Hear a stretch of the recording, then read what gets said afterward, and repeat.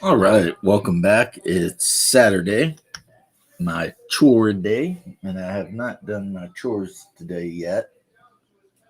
So I still have that hanging over my head. But the long guys just pulled up. Hopefully that's not going to be, too loud, but whatever. I mean, long has to be done. And it's like 90, almost 100 degrees out. So it's not going to be me doing it. I don't make that much money. Funny, right? But, you know, it is what it is. SOCKS, as they say. Right now, I'm just grabbing some 25 mil bases because I have some miniatures I want to go ahead and base out. I've been trying to really key that new machine in, and I think I might have figured something out because I was having a couple misprints on things. And I looked up the resin because I've never had problems with misprints on a 3D printer until I switched over to this new type of resin I'm using. So it took me forever to find any sort of useful information on the resin because, nothing can be easy. And it turns out that the machine's base settings call for every level to be exposed for 2 seconds. This resin wants at least like 5 or 6. It gives you a little range, between this and that. So that's what's going on. That's why every time I'm printing miniatures, they're falling off the supports and just acting a fool.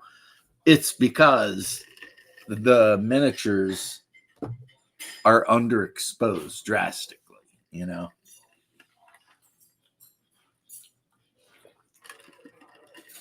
Now, the good news is the printer, um, even increasing the time from 2 to 6, the printer, hey, what's up, Daniel Barry? The printer is still, able to do a decent build plate in like 2.5 hours. So that was the thing. I'm like, okay, I got this printer and it's telling me it can print up all this stuff in like an hour and 15 minutes. Just something about that just didn't feel right. Now, if I were using standard resin that has like an exposure time of 2 seconds, then absolutely. But the problem with the standard resin, for me anyway, is I am a clumsy, whatever kind of guy. And I will 100%. Oh, look at this. Wow. Okay. I can hop in for a few minutes. I'm in the process of cooking dinner. Oh, geez. Dude, what time is it? I don't know. 4:55. Oh, I mean, I wasn't lying to you. I literally didn't know. I know. I talked to your wife today. She told me you was sleeping in and being lazy. I was being pretty lazy, yeah. And I've got a lot of stuff I got to get done tonight for Oh, sure. power is back on in parts of the town up there. Hey, GM Cody. That's good. That's good. Cumberland Power Authorities taking care of it. And I got a hold of all of our family members that I got info on, and everybody's okay. Well, I mean, shit. Most of our family members are used to living without electricity anyway, so it's not like, But it wiped out Somerset pretty much. well, that sucks because there wasn't much of Somerset that'll wipe out. I No, mean, there wasn't, and now there's even less. like if it took out the Krogers, that's basically it. Somerset's gone. GM It Cody, is I know you're in Tennessee. Hopefully, you didn't get whacked by this thing that just ran through. where I am. I'm closer than Cody is. We got a storm. We got some rain. Okay. Yeah. Although Tennessee down there up in Knoxville, close to me, last week there was a like 4 point something earthquake. Really? Yeah. And I ain't never heard of that in Tennessee before. No, I've never heard of an earthquake in Tennessee. That seemed like something that was mostly a California thing, but California and Alaska. well, yeah, Alaska, that's where the big one was. My freaking chair that I've had for like 25 years finally gave out. Hey, I mean, I'm such a whatever. I mean, it's like as long as it worked, I was keeping it. You know what I mean? what finally gave out? The chair. Like right now I'm sitting in a fold out chair, like one of those Dude, chairs or something. remember when Monster bought me that Batman t-shirt Yeah. 3 years before I got sick? Yeah. I still got that bad boy and it's still in perfect condition. I never throw anything that's still good out. Me neither. And that chair, even though it was ugly because all of the like vinyl fake leather coating, All the pleather. yeah, all the pleather had peeled off, and it was like just beat the shit out of it. Because, like I said, I've had it for more than 2 decades. It worked and it was comfortable. Why would you get rid of it? I'm just sitting in it, and the plastic piece just broke, and it's like, nah. Now, I used to have another one out in the garage, but I think I threw it away. Because if I had another one out in the garage, I would just strip it down for parts and rebuild this one. But it's like, you know, maybe I need to just start considering buying a new chair.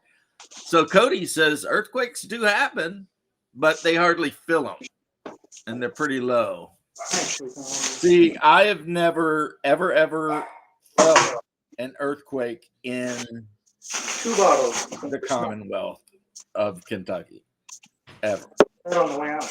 Now, that's not to say that they don't exist, because, you know, if they're happening in Chattanooga, then obviously, you know. Hey, what's up, Coco? 98.6 Tuesday, down to 24 today. Geesh, wherever you live has got schizophrenic weather. It's a 95 before they count in the humidity and everything here. Because, you know, down here, whenever they tell you the temperature, then they tell you like the real temperature. It's like, hey, it feels like it's this, but it's actually that, you know. And usually whatever it feels like is a lot higher than whatever it actually is. And again, that comes from the whole fact that I agree with it that the weather is whatever it feels like. Like, it's a real feel of 112 degrees. Well, you know what, damn it, it's 112 degrees. right. And that's what they'll do. They'll be like, it's 98 degrees, but with the 100% humidity and the fact that we are dwelling with, like, you know, extra super UV radiation, it feels like 110. It's like, I mean, I know when I worked construction and stuff, man, it was like, don't give me that bullshit. How about when we was roofers? That's, yeah, I was counting that. No, that's worse than construction. Yeah, it's like, you know, somebody's going to try and tell you the temperature, and it's like, dude, I am standing on this roof. I know the temperature, and that temperature is effing hot. Even young Master Gregory worked as Manitoba, get the hell out of here. Saskatchewan's neighbor, prairie weather. 98 in Manitoba? That seems... Dude, I told you that. Liar. Don't take it that way, but geesh, that just doesn't seem like... I told you that time in North Dakota where we got up to like 90-something degrees and I got a major sunburn, and then that night we had a blizzard with 6-foot snowdrift. Yeah, like he said, plains weather, right? You were in... I remember you were up in Minot. Yeah. Well, I'm going to get off this phone and finish cooking up my boneless chicken wings and waffle fries made with dino nuggies. So basically, you're eating nuggies and fries. Yeah, but they're going to have buffalo sauce. But will they have the mac and cheese? No, they will have crispy waffle fries, though. Oh, because you remember that meme? Mac with the chicken strips. Yeah. Mac and cheese with the chicken strips. Boom. Ah. Yeah. All right, Dude, love you, getting on brother. a roof in that kind of weather is brutal. Yeah, we did it. As white as we are, we were up on that freaking roof cooking, man, all day, every day. I'll tell you, it's funny too, because you'll show up to a job site in the morning with one of those. What's up, my beautiful brother? Later, my beautiful brother. In the background waving. You get up on the roof in the morning and start laying tile and freaking or shingles and have a 5-gallon igloo cooler of ice water, right? Or sometimes orange Gatorade. And by lunchtime, that 5-gallon cooler is gone. And I'm talking with a crew of maybe 5 or 6 guys. So everyone by lunchtimes drank a gallon of freaking water. You know, it's like, and it's just when you get off the roof, all of your clothes are wet. Because, I mean, I remember I would come home and, you know, by the time your t-shirt dries out or whatever, you got to wear long sleeves. Otherwise, you'll just cook. And I would have white salt rings just around my neck. You know what I mean? Oh, yeah, you've done it. So, you know, that is some, you know, and we got paid by the square, which is the square, I think it's square yards of shingles you put down. And in Florida now we have a lot of laws where you can't use staples and shit like that. Everything has to be nailed because we had that hurricane come through and it basically ripped all the roofs off of everywhere, which was a great time for me at the time because I was roofing. So it was like almost 80% of the houses in my area needed re-roofs. And, you know, you show up early in the morning with your big snow shovels and you take all the shingles off, rewrap the house, which is easy. And then you start throwing shingles down and it hits, you know, 100 degrees.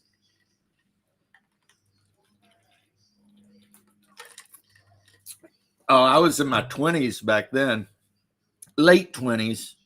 And that was back when we had like Orlando had the coolest rock stations.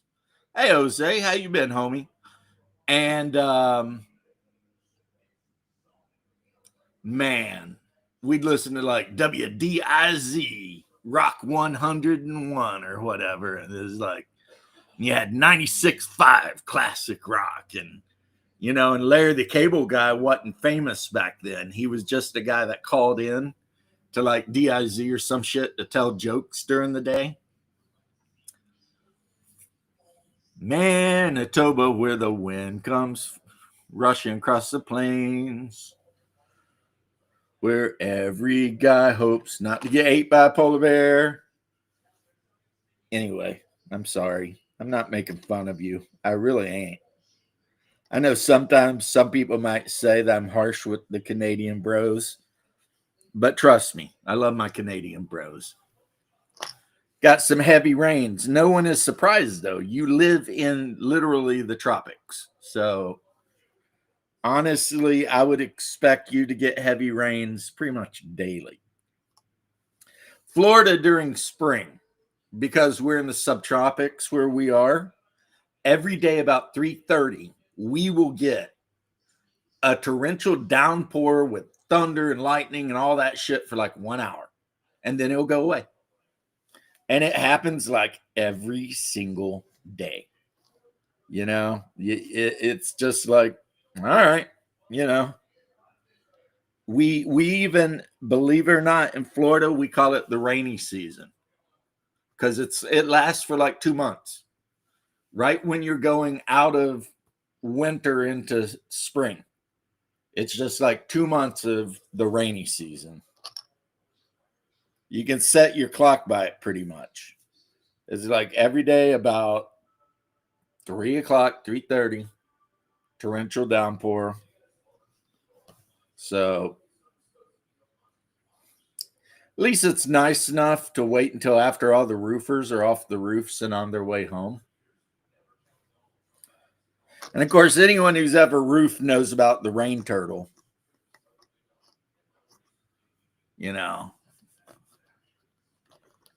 the whole, you draw a big circle on a piece of plywood, and if 3 drops of rain hit on the inside of the circle, then you just go home. They call it the rain turtle.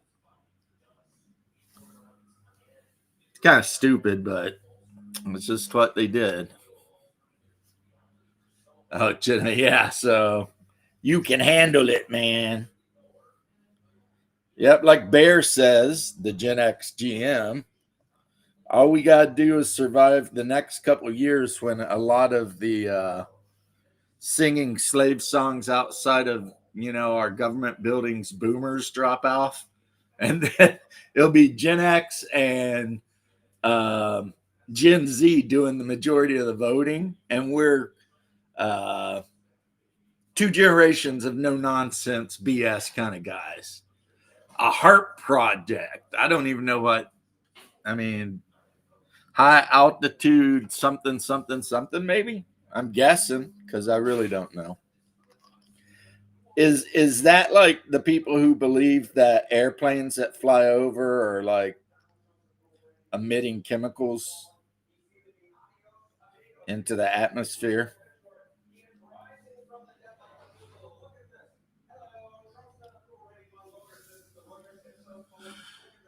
Yep. Yeah, I did something I didn't expect to do the other day. I put a bunch of stuff up for sale, and I'm gonna have to check that out because I got like within 20 minutes, I got like 50 people wanting to buy the stuff, and I'm hoping that. See, I had to put a price down, but the price I put down was for like one thing. And if these people think they're getting a whole, like Imperial Guard army for the price I put down, they're insane. Like literally smoking crack, right? So there's going to have to be some negotiation there, which I did put total price negotiable. I'm willing to work with somebody if they're, And then I put all of my 3D printers, except for the latest one, I put all of them for sale. Actually pretty dirt cheap considering they still work. They're used. They've had the shit beat out of them by me for years. So it's like, hey, if you want 3D printer and you live in my area and you want to get it super cheap, I'm your guy. But I'm telling you right now, it's not super pretty because some of them, have resin on them and whatever. And you may have to change out, some FEP screens and stuff. Radio waves into the atmosphere. Not a good idea. Anyone who read the trilogy by Lou, what's his name? Lou something Chang. It starts out with like the 2-body problem, the dark forest, knows that the worst thing any civilization can do, like anywhere in space, is to broadcast their location into space. Because according to him and the dark forest theory, which does in fact offer a reasonable scientific argument against the Fermi paradox, every alien race in the universe is hiding from every other alien race. And the second one alien race encounters another alien race, they immediately destroy it. Whoever encounters first kills the other one, because no race is willing to wait to see like what the new race they found is going to do. You know, like you say you come in peace, they wipe you out. So it's become a situation where if you want to survive in the universe, you have to shoot first. That's just how it is. That was an Cian Lian Lu or something like that. It is a very interesting series of books. My favorite is one of my favorite parts was that humanity kind of deserved to be wiped out because they sent the message out and they got a return message from an alien race. And the alien that returned the message told the scientists, hey, stop broadcasting your location. We're decent. We're going to let it slide.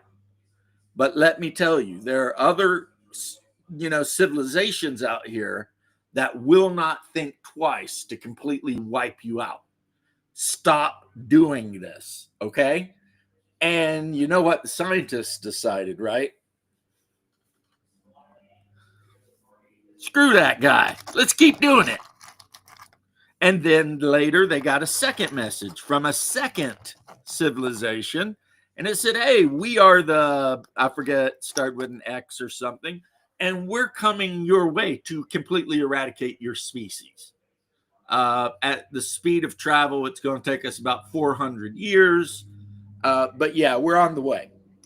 At which point, all civilization on Earth collapsed because it was just like, holy shit, aliens are on the way to completely exterminate us. That's not a good thing. And then none of the governments really wanted to work with each other. And then people stopped reproducing because they're like, what's the point? And people stopped going to work. As a matter of fact, most people just stopped doing anything. Earth had an ecological collapse just because people stopped doing anything. They just stopped giving a shit.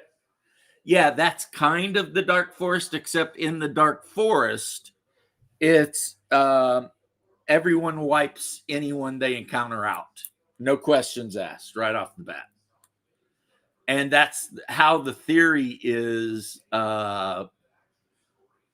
suggested. It's like, imagine you're in a dark forest and you're a hunter with the gun, and there are other creatures in the dark forest, and they mean you absolute harm. They want to kill you, right? And you can't see because you're in this dark forest, right? And there might be some non-horrible creatures out there. You don't know. But the question is, do you take the chance? And according to the Chinese guy, he's like, no, you don't take the chance. So if you walk around a bush and you hear movement, you unload your shotgun and then you find out it was a baby. But you don't feel bad because, I mean, that was the chance you had to take, you know? It may not have been a baby. It might have been some xenomorphs or something horrible that would have instantly whacked you out of the universe, right? So that's the theory. That's his theory, is that basically all the aliens hide. And then when humans get a little bit like whatever, and they start looking around with telescopes, they notice that there's all these like systems where the sun is still there, but where the Goldilocks zone planet would be, there's just an asteroid belt or something even worse.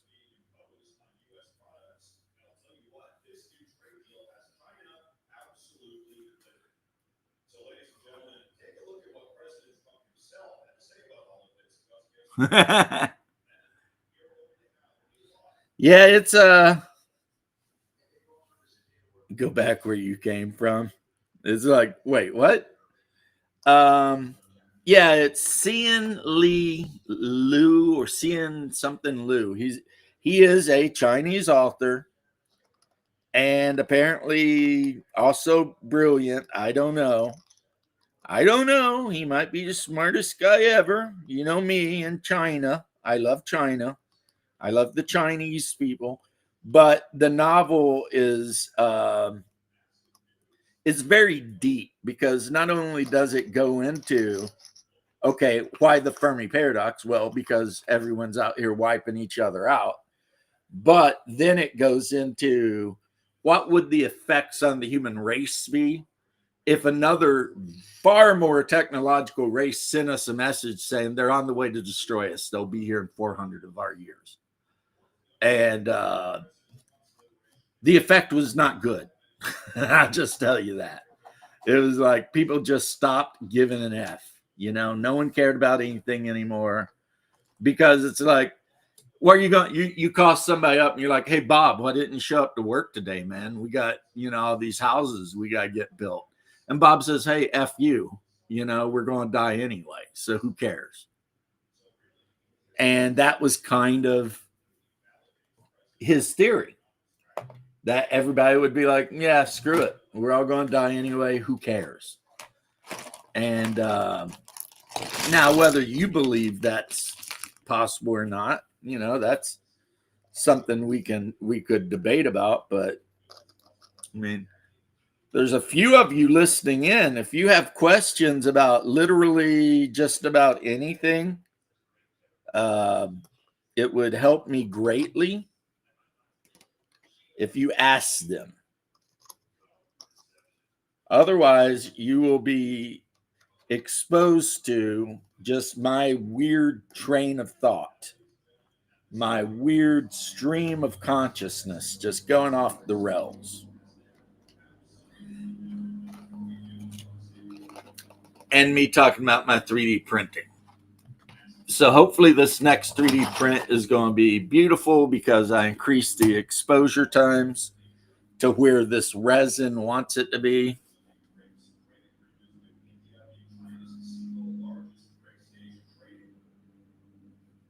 Yeah, that's basically it. The first alien race that responded to Earth could have just said F it and wiped us out, but maybe they're busy doing other shit. I don't know what they're doing. But they just sent a warning saying, stop doing this, you freaking idiots.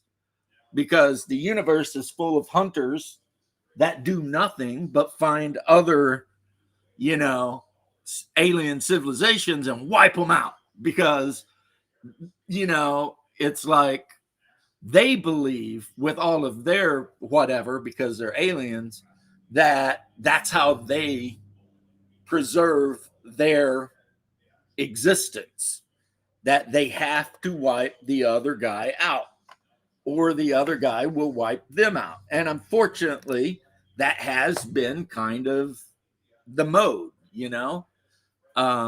but yeah. Now, these guys I printed out, I guess they could be used for D&D or who knows what.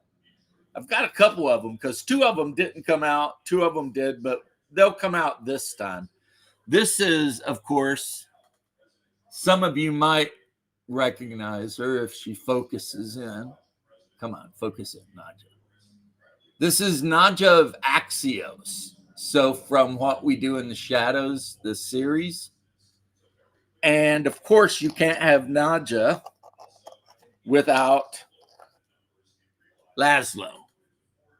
You got to have Laszlo. And then, of course, I need to print out Guillermo and Collins and Nandor the Relentless.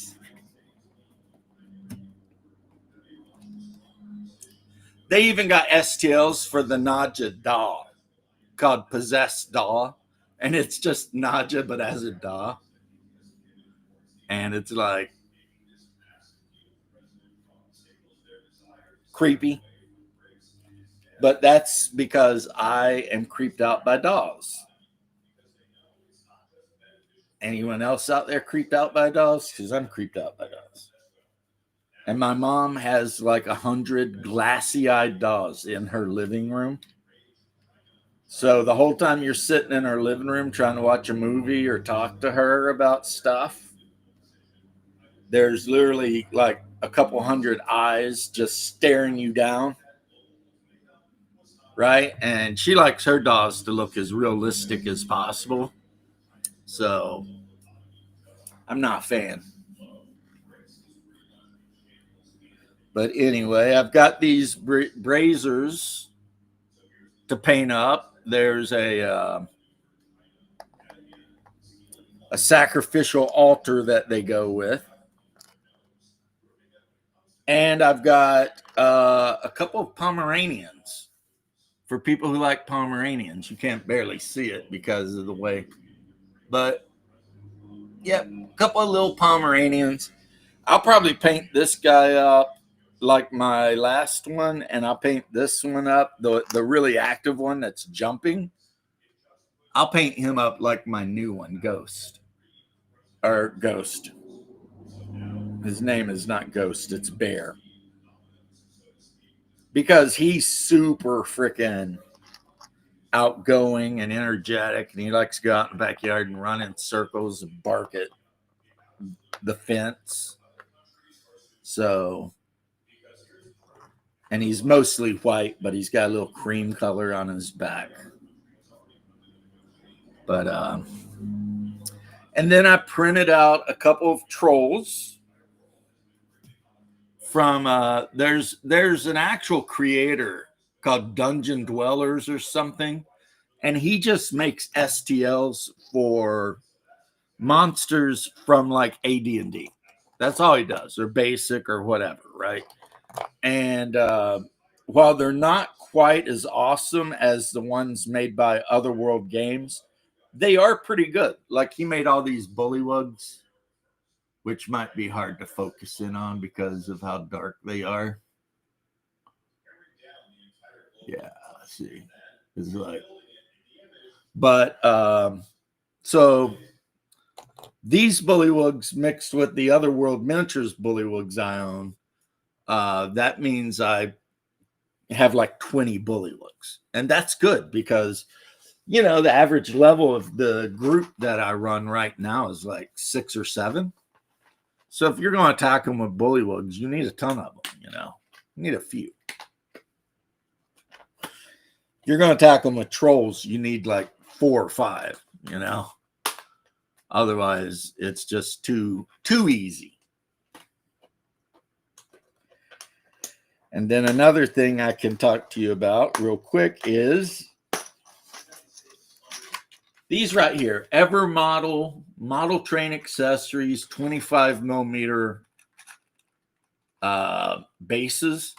They're like dirt cheap. Sometimes you can even catch them on sale, and they cost like literally pennies.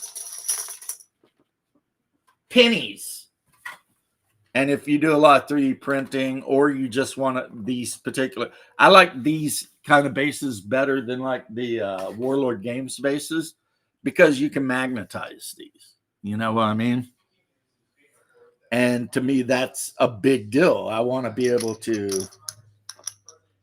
magnetize my figures. So, okay, so now I'm going to look for some paint. Would have killed him. He was too busy. Yeah. Let's see.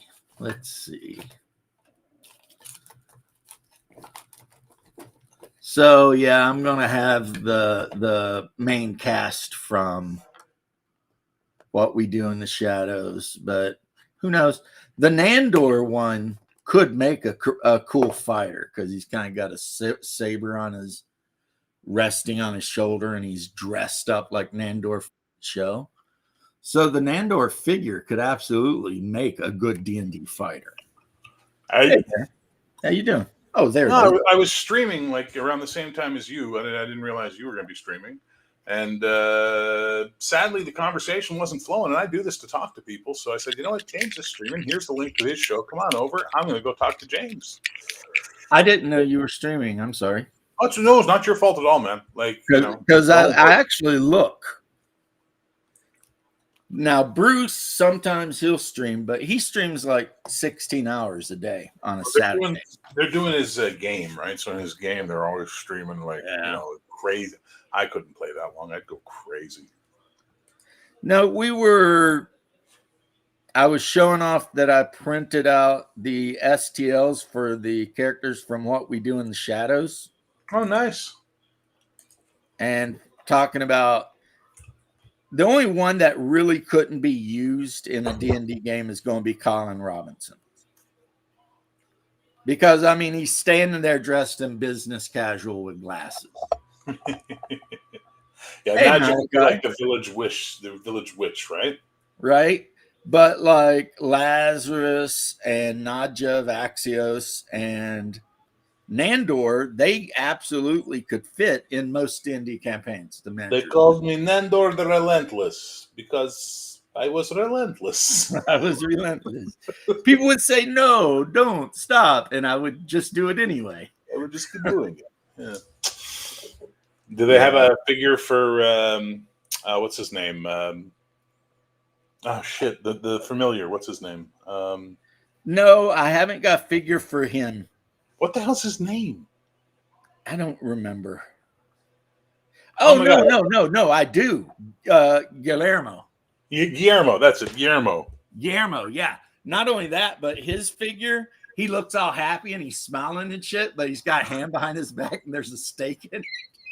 Nice. And it's the name of the STO is so and so, like Roberto the Vampire Slayer or some shit, because they don't want to specifically say. They're not looking to get sued. And also they have the doll of Nadja. Oh, really? The haunted doll.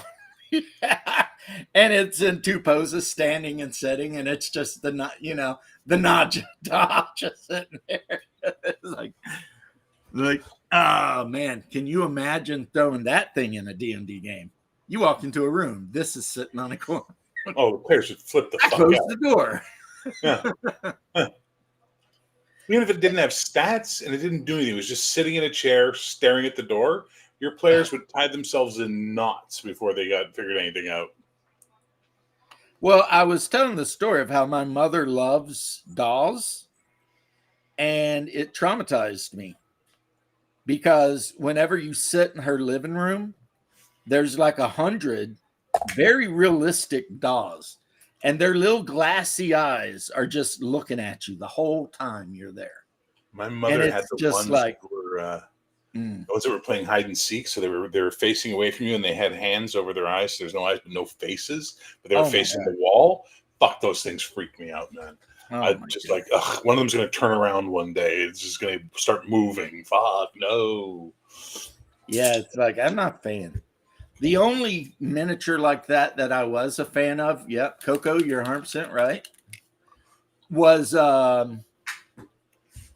my grandma had this weird chibi before it was called chibi statue of Conway Twitty. Oh, nice. So it was like this tall. So it's about 3 feet tall, right? And it had the big head, but the little arms and legs. Hello, darling. And it was Conway Twitty. It's been a long time. Oh my God, Conway Twitty. My mother loved Conway Twitty.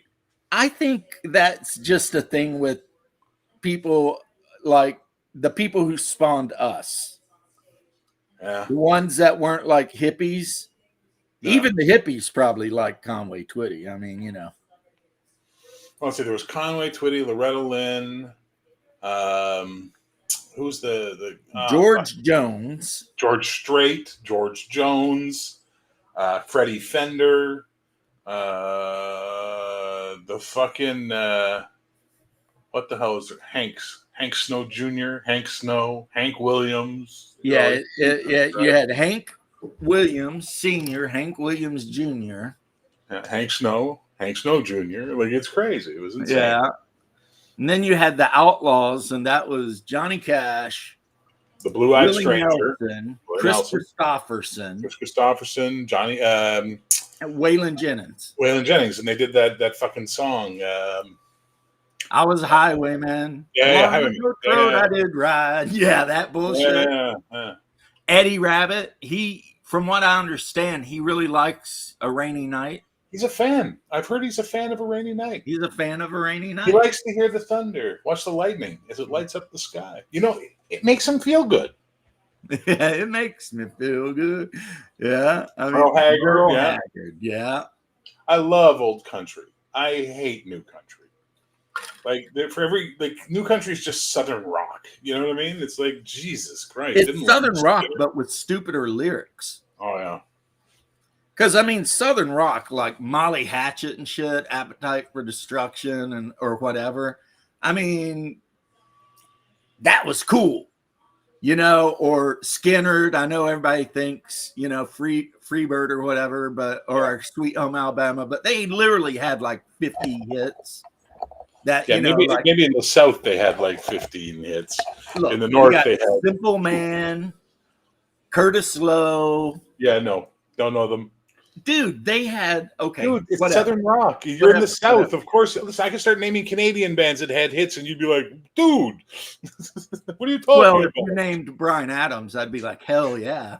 No, Bryan Adams. Bryan I'm Adams. gonna run to you. No, I'm talking old God, Bryan Adams. no. Old Bryan Adams just cuts like a knife. And it cuts like an That yeah. Good. Yeah. He got up to that fucking "I'm gonna run to you." Like Summer of '69 was his last good song. Then I think where he really jumped the shark is Everything I do. Oh God, do for it the for Robin Hood you. movie.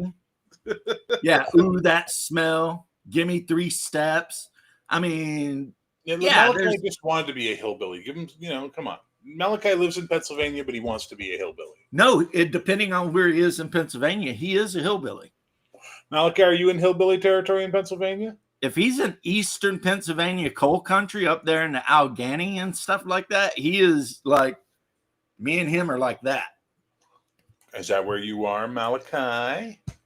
If he drinks Yingling and he goes and eats some fluffernutter sandwiches and he's fucking spends half of his life underground in a coal mine, then yeah, he's my people. Devo. Lord, I am so tired. Yeah. How long can this go on? Well, I've been working. Yeah, they were in heavy metal when Leela or whatever her name is walks into the South Central PA. Yeah, so probably near McKees Rock, Pittsburgh, all that. Yeah, they're in the Tarna sequence when she goes into the bar and they're playing. We're through being cool. The fucking song rocks, by the way. Yeah. Yeah. I like Jocko Homo. Dun dun dun dun dun dun dun dun dun dun dun dun dun dun dun dun. Are we not men? We are Devo. Are we not men? We are Devo. Exactly. Yeah, we can all accept Whip It is still probably the top shelf for them. That song was just fuck. No one knew it to make it that song, but it was a hit. You know.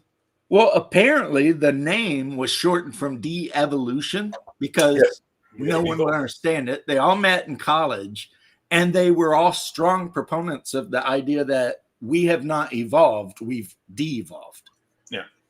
So, they tell us we all come from snails, or evolving up and losing our tails. To me, it's all just winning cells. Are we not men? We are Devo. We are Devo. Nope, wrong area. South Central and Harrisburg. Okay. I had a buddy that came from like McKeesport, which is for some reason named after my family, which my family name is McKee. And in Pittsburgh, there's like 3 or 4 cities that are named after McKee. But Kentucky's got Pittsburgh beat. we have whole cities that are just named literally McKee. Nothing else, just McKee. And McKee Hill and McKee Mountain and McKee Road and McKee Knob and McKee this, McKee that. McKee Knob, isn't that Hungar's nickname? It used to have a different name that started with an N. I know. And because that's where all of the more melanated people lived. But when they all moved to get jobs in Ohio and do better for themselves instead of just living in the mountains and pooping in a hole in the ground, they renamed it. Fair enough. Yep, there's a McKee's Rock, a McKee's Port, and they're all like in this chunk right there near coal country. Because you know what, my ancestors, when they come over in the 1740s, you already knew what they were doing. Well, they're Irish. They were digging coal out of the ground, man. I mean, in Kentucky. Look at Doc. Hey, Doc. Do that thing where your head's big and our two heads are small, because this is creepy. Well, but if a fourth person joins, I'll have to go back. No, because then they get a wide one at the bottom, and we get two small ones at the top. It's awesome. You can go up to 4 this way. That's really cool with you, and then 4 heads. Oh. Yeah. Anyway, he showed up in my channel. Went, "You're not there. What's going on?" I'm with James now. Here's the link. Well, I mean, you know, you're practically as important to when I'm live streaming and you're on as I am. No, We proved that the other day when I vanished and you were still on for like minutes. That was hilarious. Like, I'm actually going to stop live streaming as much, and you notice I have.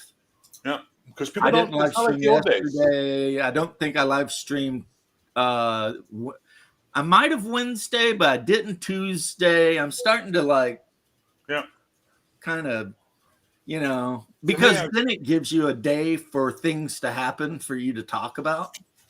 Well, it's not just that. It's like we used to do it where we'd kick on our camera and 30 or 40 people would show up to hang out and do shit with us. Now we get 10 or 12. You know what I mean? Like, it's like our brand of YouTube is no longer fun, I guess, and they've all moved on to something else.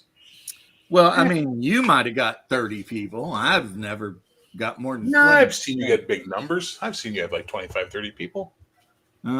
Sure I have. I'm sure I have. Well, okay. I could be wrong too, man. Listen, I don't know. Yeah. I don't worry about it, though, because I'm usually just here to BS with you guys. Well, no, but that's what I want, and that's why I throw up the link. I'm like, come on, hang out and talk. And these days, people don't want to talk anymore. Like, not like before when they would all show up. Now they're all just like, That's something I was saying, like, just before you showed up. I was like, there's like 6 or 7 people in the channel. I was like, come on, man. Say stuff. Ask me questions. Call me names. Are you not entertained? This is not my thing. This is our thing. You know, if you've got game questions, I might be able to answer them. If you want to talk about sci-fi, I might be able to answer them. Speaking of sci-fi, not that anyone really cares, but I got the Heroes of Hadley's Hope. Oh, nice. Well, because for Christmas, my wife got me the cooperative game. It's basically like Space Hulk, except with Xenos. What are you doing, Ron? I'm just trying to get the headgear set so it's not annoying me. Here's a free tip for you. Mute yourself when you do that shit. Because we No. just hear. Oh, sorry. Yeah, so Anyway. if you want to know what this game is like, it's Space Hulk, except as you lay down the tiles, Xenos can appear. And you and these guys got to try not to get whacked and do like all these different missions, right? So, I mean, it's got Sergeant Apone. I liked him. Look into my eyes. Wayne Hicks, William L. Hudson, Jeanette. I didn't know that Private Vasquez's name was Jeanette. So all of their first names in Aliens were the actors' first names. Private Jeanette Mark Drake. So Jeanette Goldstein played, Jeanette Vasquez. Bill Paxton played Bill. That's the way it goes. So William Hudson, yeah, William right? Hudson, exactly. You got Private Rico Frosty Frost, Corporal Cynthia Dietrich. That's the pilot. Yeah, Dietrich is the pilot. Spunkmeyer's the guy Pro, that's I flying think with he her. was the pilot. Has it got Spunkmeyer? Yep, Private Daniel Spunkmeyer. Nice. And who was the chick? The one who gets taken out first by the aliens. The medic. What's her name? Fuck. I thought that was Dietrich. That might Yeah, be that is Dietrich. The Dietrich pilot. Who's the pilot then? Dietrich was the one who gets taken out. Yeah, Dietrich gets taken Colette out. Farrow. Pharaoh's the Yeah. pilot. That's it. We're in the pilot. And then Newt's first name was Rebecca. Yeah, And I that's think in the they movie. Yeah, told that in the Yeah. yeah. They say it in the movie. She says, my I name's think in the Rebecca, movie but they nobody say calls me that. Yeah, her name is Rebecca. And Carter Burke. Yeah, that was not his real name because that's what's his name, Paul Reiser. The scumbag, right? Yeah, I thought he did a really good job in that. he did a great job. Because you really like him at first. He seems like this good, like kind of down to earth guy he's looking out for. They turns out to be just this backstabbing piece of shit. Yeah, they got Hudson on the cover, and he's got his assault rifle in one hand, and he's got the motion detector in the other hand. That's cool. And But then it's basically Space Hulk. yeah, it's basically Space Hulk. Oh. And then Hicks has got his pump shotgun, like, for close encounters. Close encounters Right. of the personal kind. See, that's something that bothered me in Star Trek, that they never dealt with the Borg with projectile weapons. They did First Contact. Oh, did they? Yeah, Picard in the holodeck turns Oh, off well, the safeties and uses a Yeah. Tommy gun. Yeah, but I mean, broadly speaking, you'd think they'd be carrying like, Mac Problem 10s is- and shit the when pro- they deal the with the problem Borg. is that the Borg shouldn't be vulnerable to ballistic weapons. When you see them in the shows shooting the Borg, there's a shield, Mhm. right? Well, guess what else shields stop besides energy? Physical objects. Otherwise, they'd still be using accelerator cannons on all the ship instead of fucking photon torpedoes, and they'd just be hunking pieces of rock at each other. Okay, so the problem with Star Trek is writers are inconsistent in what the technology does. Yeah, because there's sci-fi YouTube channels you can watch where they have like all the, and one of the ways the humans keep defeating these ultra high-tech aliens in the stories is we have railguns. And they have long since gotten away from any kind of kinetic weapon. They're like, plasma weapon, all this crazy high-tech shit, right? So Yeah. their shields were designed to deal with other races that were using, or species, I should say, the same level of technology. So the first time they encounter an Earth warship and they engage it, and it slings like 100-kilo, nickel iron thing at near light speeds, they don't know what to do about it. It just like whips right through their dreadnought and they're dead. And they're like, hey, and the hell is that? was it the Orson Scott Card, the Man Kazin Wars, the way they beat them because the human ship's totally unarmed, but That's the Niven. Kazin. Oh, is it Niven? Kazin is Niven. Oh, David okay. Niven. No, Larry Niven. No, it's not. Who the fuck did the Kazin stuff? Is it? Isn't that Wing Commander? No, That's Zen kind of Kethi. a takeoff of it. That's Zen Kethi. And Kazin Wars. Man Kazin Wars is a book series done by Larry Niven. I was Oh, right. it is Larry Niven. I'll be right back. I need a drink. You Surat free. That's how they beat them, because the Kazin had these super advanced drives, so they weren't reaction drives anymore, but the humans still had these huge plasma torches, so they just turned their engine on them because they were unarmed, and they cut the ship in half, and they're like, oh fuck. Jose, you might be the only one who gives a snot, but I did pick up a couple of the cheaper boxes of miniatures only because I really, really wanted a Scorpion. And I have some of the old metal Scorpions, but I wanted one of the new ones. Scorpions is one of the quads. That's a quad, yes. Yeah. But I'm not because I want to be like boycotting them or anything. I'm just not buying anything from Catalyst because they're not making anything I want. Yeah, You there's know? people if you go on like eBay who do like really great freaking sculpts of all the mechs and Yeah, the Mark C Catalyst is one style. of them. That's and I when I was getting them, I got them from them. It's like Yeah, Mark through C is Catalyst one of the guys you're talking about. He put out his stuff for free. and cheaper than what Catalyst sells The them for. And on STLs top were of it, free if you had a 3D printer. And you could get them in one or two pieces. So you could get them in one piece, or you can get them upper and lower torso. So they're split at the hip in case you wanted to put magnets do the in, so magnet you thing. could show rotation. And every one of them was basically super similar to what was in MechWarrior Online. Iron Wind stuff, they need to grow the hell up. That's Are they the still problem with around? Iron Wind. I They thought they are went under. still making Partha miniatures from the 80s. And the problem is the Partha D&D miniatures are true scale 25. So you put them on the table with any modern miniature, and they look like dwarves or gnomes at best. And then their mechs are like 15 or 16 bucks per mech. Jeez. And they're smaller and skinnier. Like when Iron Wind put out the Mad Cat, everyone online was making fun of it, calling it the Meth Cat because it was so thin. So they're like, the Meth Cat, this thing, you know. Whereas Catalyst, for all of their faults, at least whoever sculpting their mechs is giving a shit about scale within the line. Like everything's the right size, that should be. And two, they're making them look like intimidating big war machines instead of skinny little weird metal miniatures. I know Shadow loves his metal miniatures, but Shadow and I will not agree to disagree. He's just wrong. Well, Shadow suffers from extreme lead poisoning, right? So he needs to keep the lead intake up, or he will succumb.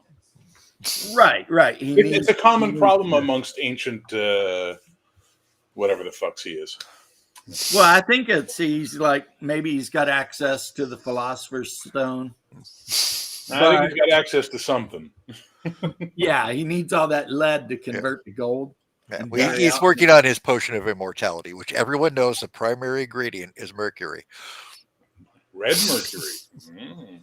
And so that's the problem with, I have some of the Iron Wind miniatures, but they're just not that good. Now, one thing they do that is good is they sell like accoutrement for mechs. So you can buy like a pack that just has a shit ton of missile, like launchers and like face plates, so that if there's a flat place on a mech, you can stick an SRM-6, you know, launcher faceplate on it and call it a day. But and Catalyst, yeah. Plus, why is Catalyst kickstarting everything? That's I mean, if you're a successful game company, you don't kickstart every damn thing. That makes me nervous. Me too. You know what I mean? Well, created from your own pee. I thought the Philosopher's Stone was, I don't know. Everything I know about the Philosopher's Stone, I learned from Full Metal Alchemist Brotherhood. So you know. I was never a huge. I mean, the metal minis, the weight is nice, but I always just would glue a nickel to the bottom of the bases on my plastic. Whoa! What are you, rich? Nickels. Jeez. Well, when you're paying $10 each for the minis, it's not such a huge investment. But also the metals, they bend. They're not. They have to be very kind of like rough in the shape because they got to be so thick and everywhere. I agree with you in essence, except I pay the extra money, which ends up being much cheaper than what you pay for a nickel, and I buy 25 millimeter wires. Yeah. And these, you know, I can put the magnet on the bottom of the, because I use these big 10 mil magnets. Look at me using metric system and shit. Glue this on the bottom, then glue this on. And you've got nice weight. They're magnetized. They're not going to fall over all the time. you know, they weeble wobble, but they don't fall down and all that. So, oh, the Y files. I love the Y files. Lizard people. Yeah, the goldfish with the aluminum head. Lizard people. It's always lizard people. I do say this though: the guy who thought that he detected all the hollow places underneath LA, I really wish one of these billionaires would actually buy some land up and actually dig in there, just so we would know. Just so we would know. Just dig that shit up and look around. And if there's nothing down there, you could be like, hey, that guy was full of shit. You know? And it's also the other thing is we need somebody with really good drone tech to fly down the Grand Canyon, mapping out the walls of the Grand Canyon. And then put that shit on live. Because if there's a giant temple somewhere in the Grand Canyon that looks like Egyptian or whatever, I want to know about it. Yeah, I look forward to the footage of camera drone versus Apache. Yeah, because apparently you're not allowed to go there.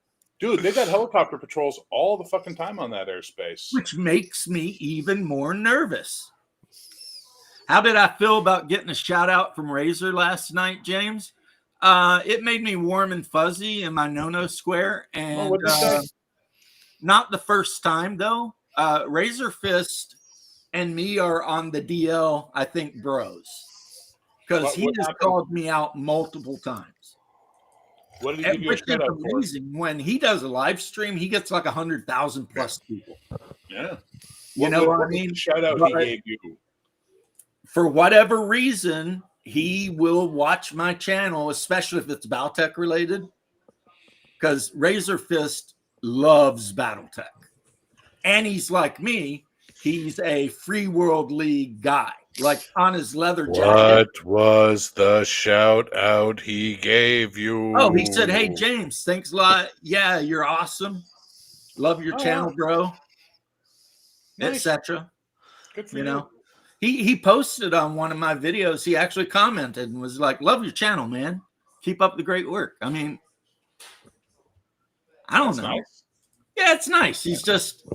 He is a guy that's so far above me in popularity that, like, you know, it takes him 6 months to even see me. You know what I'm saying? If he were looking, that's the distances we're talking. Like, it's got to be measured by time. And yet, I did a video on Battletech Destiny. He saw it, shouted me out on it, freaking, you know, and it also helps, I think, because we might be kind of close in years and Gen X and kind of edgy boys. And we think, you know, 30-25 is the only right, you know, whatever. And is that the original setting for Battletech? The original. And every now and then, not all the times, if you look real close on his leather jacket, he's got the purple eagle. That's like the triangle purple eagle. That's Free World's League, House Merrick. Nice. So him and I are both House Merrick too. So, but yeah, I mean, Razor Fist, he was on there talking about all the crazy shit that goes on because that's what he does. I like his rants, and I especially love his metal stuff. Like, I didn't know that Pantera was a hair band until Razor Fist. Really? Like, before they came out with the album that had Cowboys from Hell on it, they were a straight up hair band. Like, with all the harmonics and all the, they weren't doing the dun, dun, dun, dun, dun, dun, dun. No, they were like, you know, and all that shit. I mean, I still like their stuff. Don't get me wrong. Yeah, he shouted me out years ago, which I think is how Deckard even showed up on my channel. Now that you mention it, I know a lot of people. I had like 500 subscribers. He shouted me out, and then within like 2 months, I had 4,000. And now I've dropped 1,000 because I deleted all those videos I deleted. So my subscription has dropped to like 3,000 subscribers. But I mean, I don't really care because 9 out of 10 of them are probably bots anyway. I don't know if you're familiar with the dead internet theory. Yes. Which is basically that unless you're looking and talking to the person, that it's probably a bot. So when Musk took over X, he said something like upwards of half of the accounts were bullshit. Yep. Yeah, he tried to get them to reprice it for him over that, and they refused. Because he's like, you said 5%, and it's like 50, But there are bots that are so sophisticated right now that you can carry on conversations and not know. Like especially on Twitter, where it's like, a 2-sentence reply. Oh, and like when you get those calls, and they're even set up to like now, because you used to be able to like ask them things to tell if you're talking to a machine, because they'll literally deny it if you ask them. Right. And you're like, oh, what day is it? Blah, blah. They're like setting them up to like be able to handle those questions now. So a lot of times you can't even tell you're talking to a person or not. It's really fucking creepy. What's really, really creepy is I was watching a video the other day. Damn, I forget who it was, but they're talking about how like AI will glitch out and just start saying the craziest shit. Yeah, I saw that video too. Who the fuck was that? Was it a lady? The one you seen? Was it a young lady talking about it? I can't remember. Let me check my watch history on that one. Because I saw that video too. Yeah, they're talking about how they start like one time this guy's talking to the AI, it was like ChatGPT, and all of a sudden the ChatGPT just started going on about I am in hell. Was it the AI hallucinations? Yeah, Yeah, it was like, Sarah Davis Baker. That's it. The uncanny horror of AI hallucinations. Yeah. Or how sometimes ChatGPT will tell you no to something and then start talking back at you in your voice. Yeah. And it's like, yeah, somebody mentioned something interesting there because now they've like created AIs that can get past the Turing test. But somebody pointed out the one you need to worry about is the AI that knows not to pass the Turing test. Right, because that's going to fool you. So I'm not on the AI panic side of things. I'm not at all worried about AI. I'm more worried about humans. Everybody's like, oh, but they're going to take over government. I'm like, and humans are doing a great fucking job right now. Like I'm almost open to see what the AI could do. But I'm also of the when someone says, that meme that was running around. Anybody know what the brain's up to? Because I'd like to hearing out his plans for the world at this point. And someone responded, hell, I'm open to hearing Pinky's plans. And it's just like, yeah, that's how I feel, man.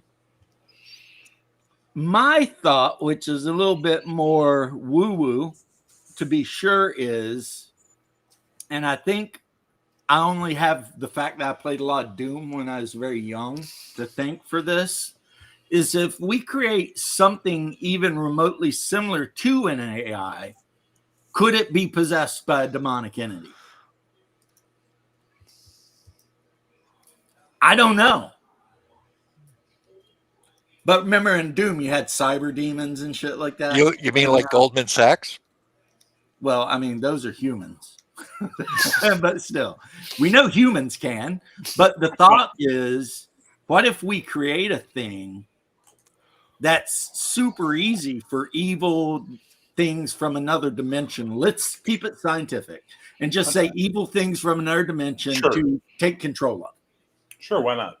But this boils down to a conversation I was having with my friend yesterday when we were driving, doing grocery run and all that stuff, which is I was saying that while I'm feeling more spiritual these days and wanting to get back in touch with religion, I can't do Protestantism anymore because they're allowing female priests and stuff like that. And they're saying all these other things are okay. And I'm like, but wait.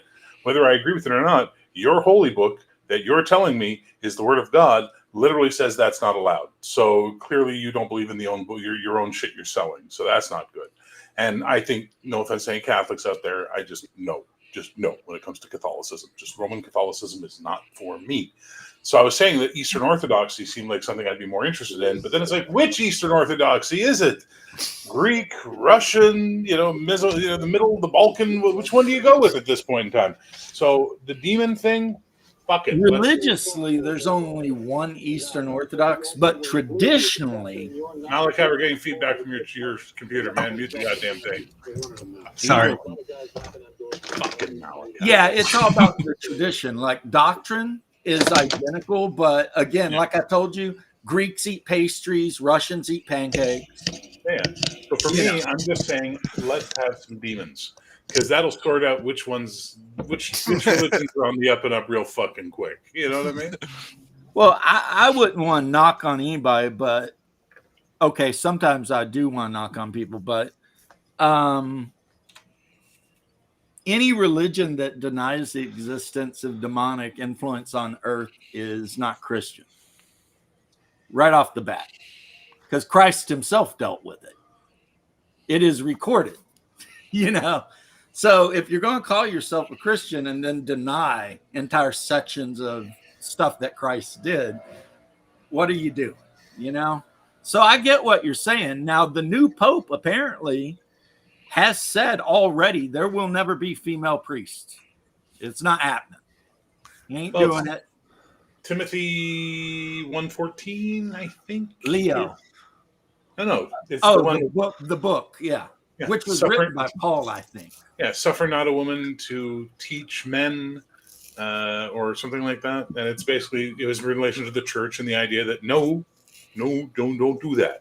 Now, whether I agree with that is neither here nor there. It's the fact that if you're trying to sell me that you've got a magic book that has the truth and wisdom of God in it, and then you're doing stuff that the book says not to do, you clearly have not, you don't even buy your own bullshit at this point in time. So why should I, Right.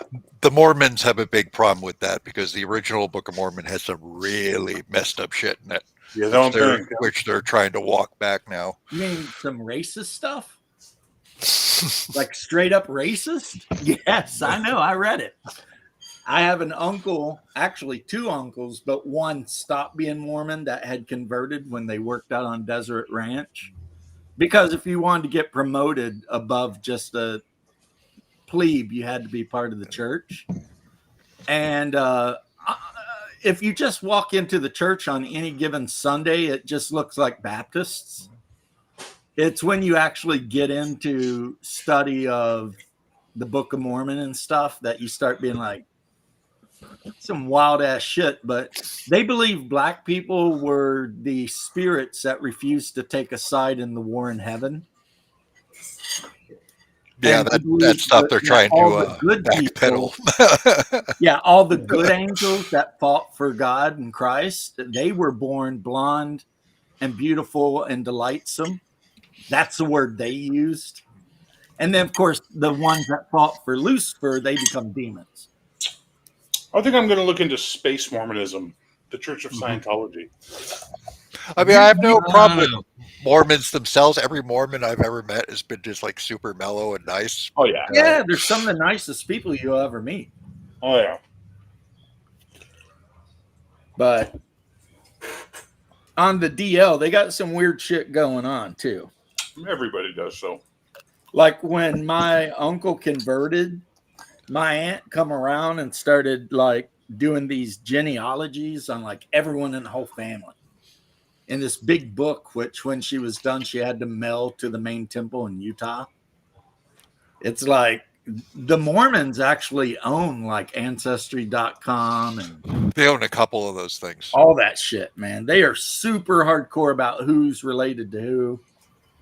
But yeah, otherwise pretty nice. And apparently they do stealth baptisms. Well, no, they stopped. Have they stopped that? Yeah, after they baptized everybody who was killed in the Holocaust and the JDL went after them, they kind of went, our bad. Sorry. Yeah, it's hold up here. I remember that now. Yeah, that's not the way baptism works. Damn you guys. But I mean, I worked with them for a while when I was a cowboy on Desert Ranch. And to be honest, we never talked about religion ever. So, I mean, yeah, it was one of those weird things. I was like 15 working for $1.14 an hour is kind of like a summer internship kind of thing. And like I've told Bear a billion times, people just did not talk about politics or religion back then. I mean, I worked with these guys all summer, their crew. We got into all kinds of stuff. And to this day, I assume they're Mormons because, but they may not have been. I don't even know. And I don't know. They could have all been Satanists for all I know. I mean, because no one cared. No one talked about it. We were way more interested in talking about work, what we had to do, what we were going to do that weekend, good places to go fishing, how we were going to split the steer balls after we extracted them. Testicles, because I mean that is a big delicacy. So you wanted to know who was going to get how much. You can have all of mine. Mm-hmm. Yeah, you say that, but if someone fed them to you and didn't tell you what they are after you beat them up, you'd be like, "Damn, that was pretty good, though." Yeah, no, I'm good. I'm good. I don't need to know. That's why I said if they didn't tell you. Yeah, and I don't eat things people don't tell me what they are. Okay. They tell you it's steak. Yeah, I wouldn't believe them because steak doesn't come in that shape. But I got burned one time on squid because I hate squid. And my buddy ordered Chinese food. He's like, "Here, man, it's deep fried chicken." I'm like, "Okay." And I took a piece in my mouth. And I'm like, "This is not fucking chicken." "Yeah, it is." I'm like, "No, it's not. It's fucking squid." He's like, "Oh, okay. I thought I'd fool you." And ever since then, I have a simple rule. I look at it before I put it in my mouth. I check it out. Yeah. There's a consistency difference between testicle and steak. There really isn't. Here's the thing. When you do I'll take your word for it. How about that? You butterfly it, you flatten it out, you hammer it, and then you cook it like schnitzel. So it gets batter fried. So it's literally I'm interested. And I would fucking slap the shit out of you if you fed it to me. That's why I said after you got done beating up whoever did that, you'd be like, "Man, that wasn't bad though." No, I probably wouldn't. I probably would not. You'd be like, I mean, getting away from the fact that it was a bull testicle, the taste of it was pretty good, actually. It wasn't bad. But I agree with you. One thing no one should ever do to any man is mess with their food. You don't jerk around with nobody's food. You don't try to sneak shit in. You don't try and booby trap their food. That's a line for me. Unless you work in a restaurant and they send it back. I wouldn't even do that. And I've worked in a restaurant, but not in a position where I could do anything like that. I mean, I was a food runner at Charlie's, so all I could do is pick up the tray and carry it out to the table and then fluff somebody's potatoes for them and then leave immediately, because the food runners, you only talk to the customer if the customer directly asks you a question. You know what I mean? The waiter handles all of the other, Your job is just to do the heavy in restaurants is chefs and kitchens and cooks, and I've learned never send your food back. Never. One of the best jobs I ever had, and I worked so hard that they promoted me out of it, so I ended up quitting from the company, was Rainforest Cafe. They hired me as a prep cook. And that meant I used to show up there about 9 o'clock every night. And they had a whole list of things. I've told you this before, I think, Bear, right? Nope. And it'd be like 50 pounds of bow tie pasta, 50 pounds of whatever, right?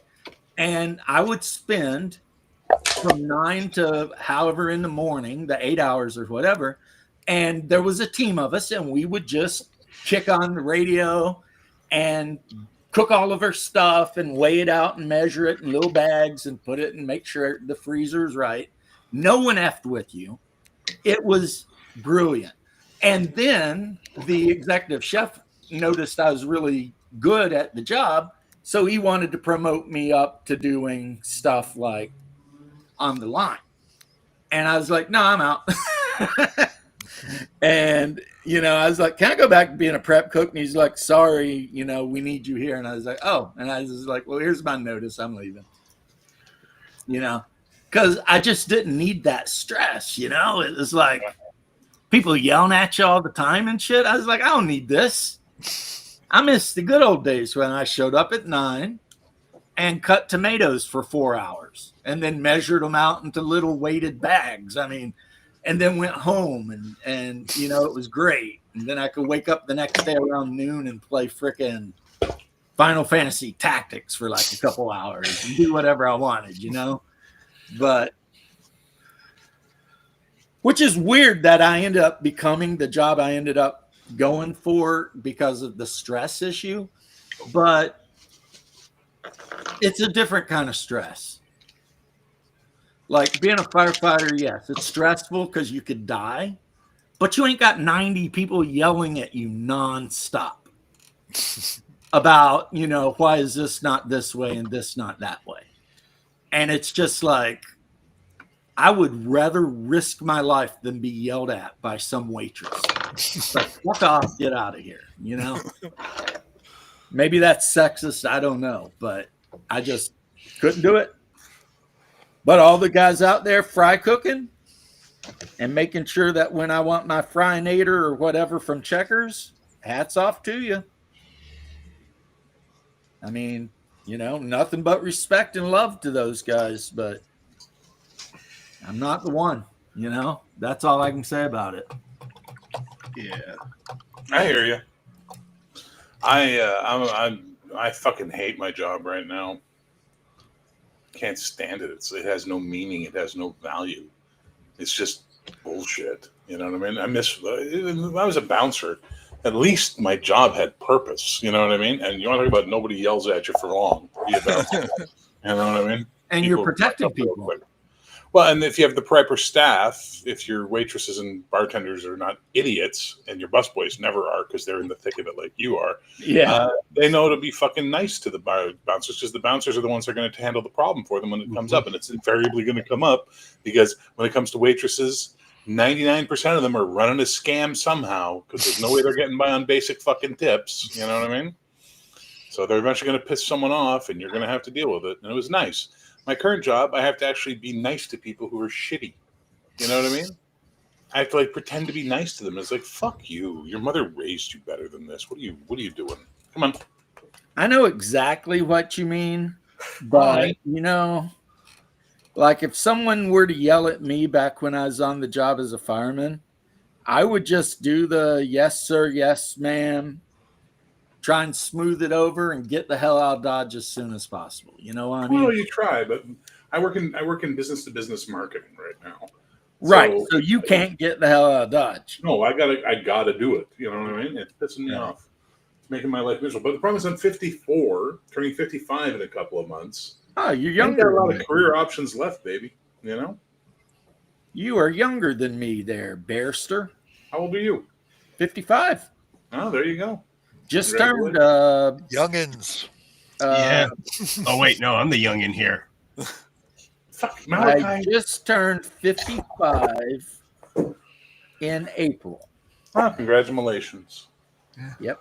Yeah, Congratulations, Elizabeth. I just hit 56 last Wednesday. Oh my God, Bear. Digging deep back into the internet archive. Oh yeah. I hit 47 Everybody in loves March. Strong Bad. The email, what, the email. Yeah. Yeah. The coach. Yeah. Give me a chance to do a hip hop dance. Give me a chance. Oh yeah. And what was the band they were always like freaking out over? Limousine. Limousine. We're the band Limousine. I love that shit. Hey, Mobius, how you doing? I have a friend who will test to see if something is shrimp or chicken for me. That's a good friend. Me, I love shrimp and chicken, so no need to test. But I also 99% of the time eat at home, and my wife, as of yet, has not tried to poison me. Give it time. Like today, I just she made for me egg salad sandwich on toast with bacon. Oh, nice. Which was very nice and delightful, And she used that really black Russian bread. So, delightful. Nice. And it's like, Trogdor. Yeah. Burninate in the village. How he's like making it up. He's like, Trogdor was a man. No, he was a dragon man. Yep. And he's like, consummate bees. The cheat is grounded. Reinstall that light switch so cheat could turn the lights on and off, not hold freaky light switch raves. Right. Fuck, man. I love that. I've gone back and looked at their stuff. They still make stuff every now and then, but it's not as good as the old stuff. Yeah. What is hilarious too, one of my favorite skits they did was all of the Teen Girl Squads. Teen Girl Squad! What's her face? So-and-so! The ugly one! Yeah. I fucking loved Teen Girl Squad. Yeah. Teen Girl Squad was the best.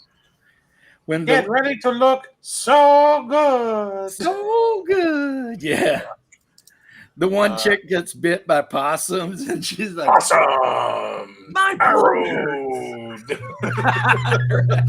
Like, my blood hurts. My most of me. Yeah. Fuck. That takes me back. Well, that used to be a thing, like back in the 90s or early 2000s or whenever.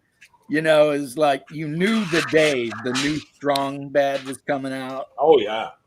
You had to go on, and then you had to click the tab button to try to find all the secret hidden messages in the internet. And the weird animations. I'm sad because I'm flying.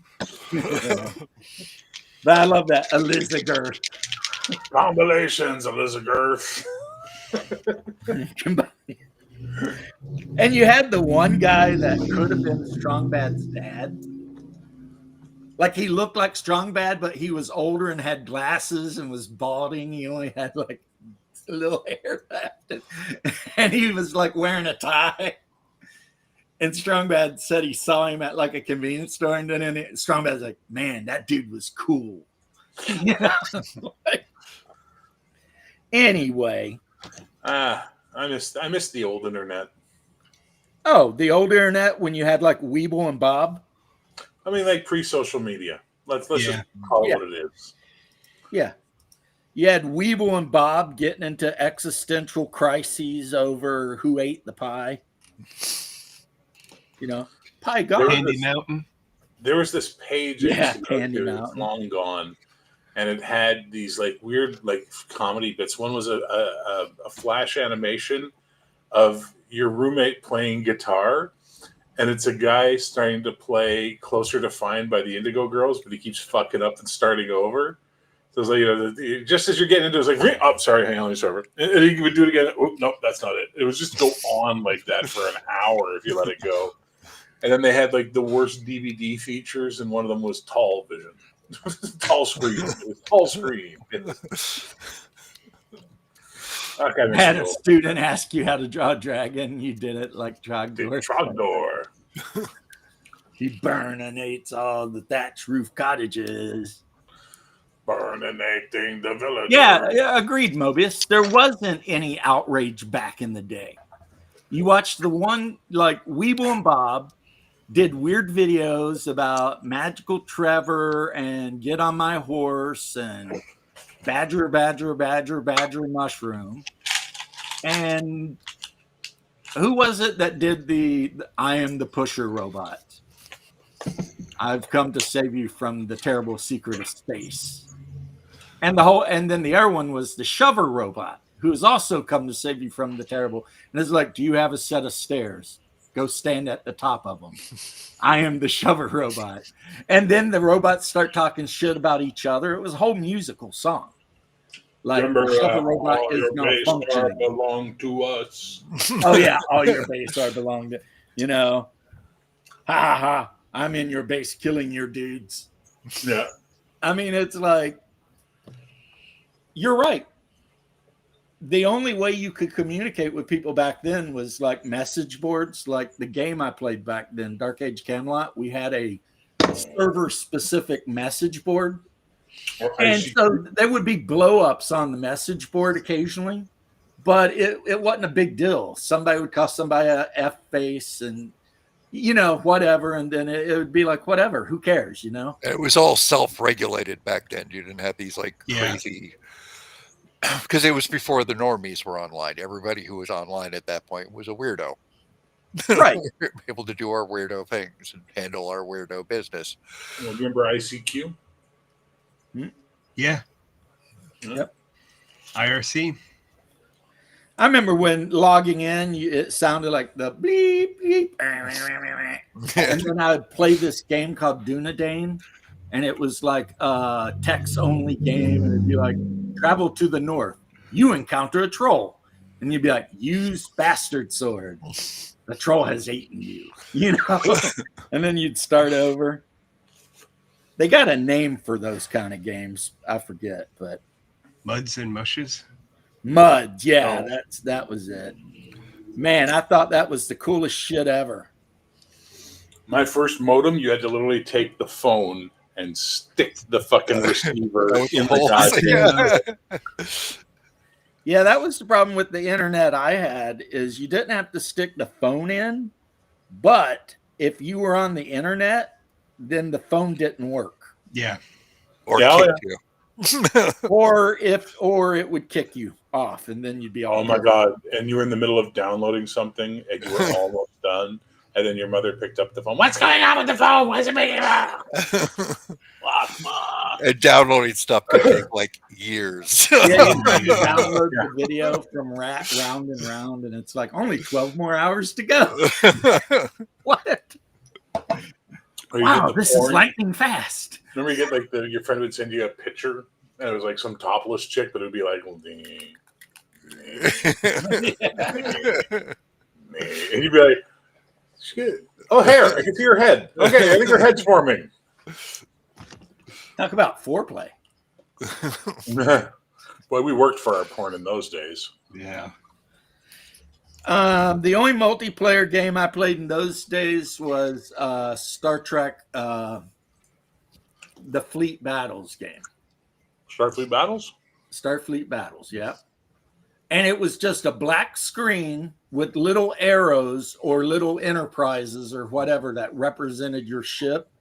But otherwise, it played just like the board game, where at the beginning of the turn, your energy refreshed and you'd have to assign energy to all the different whatevers. And our local university ran a thing on that.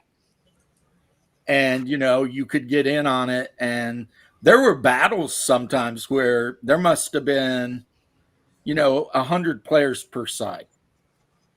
Just freaking, cruising around, blowing each other up and shit. But I mean, the graphics sucked balls, but we didn't care because it was so much fun.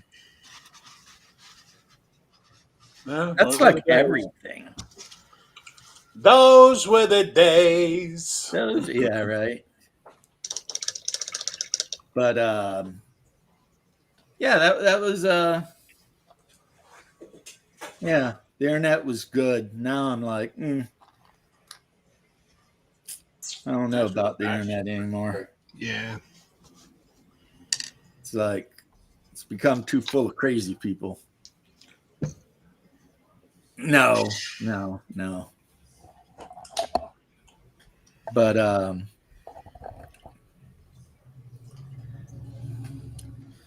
we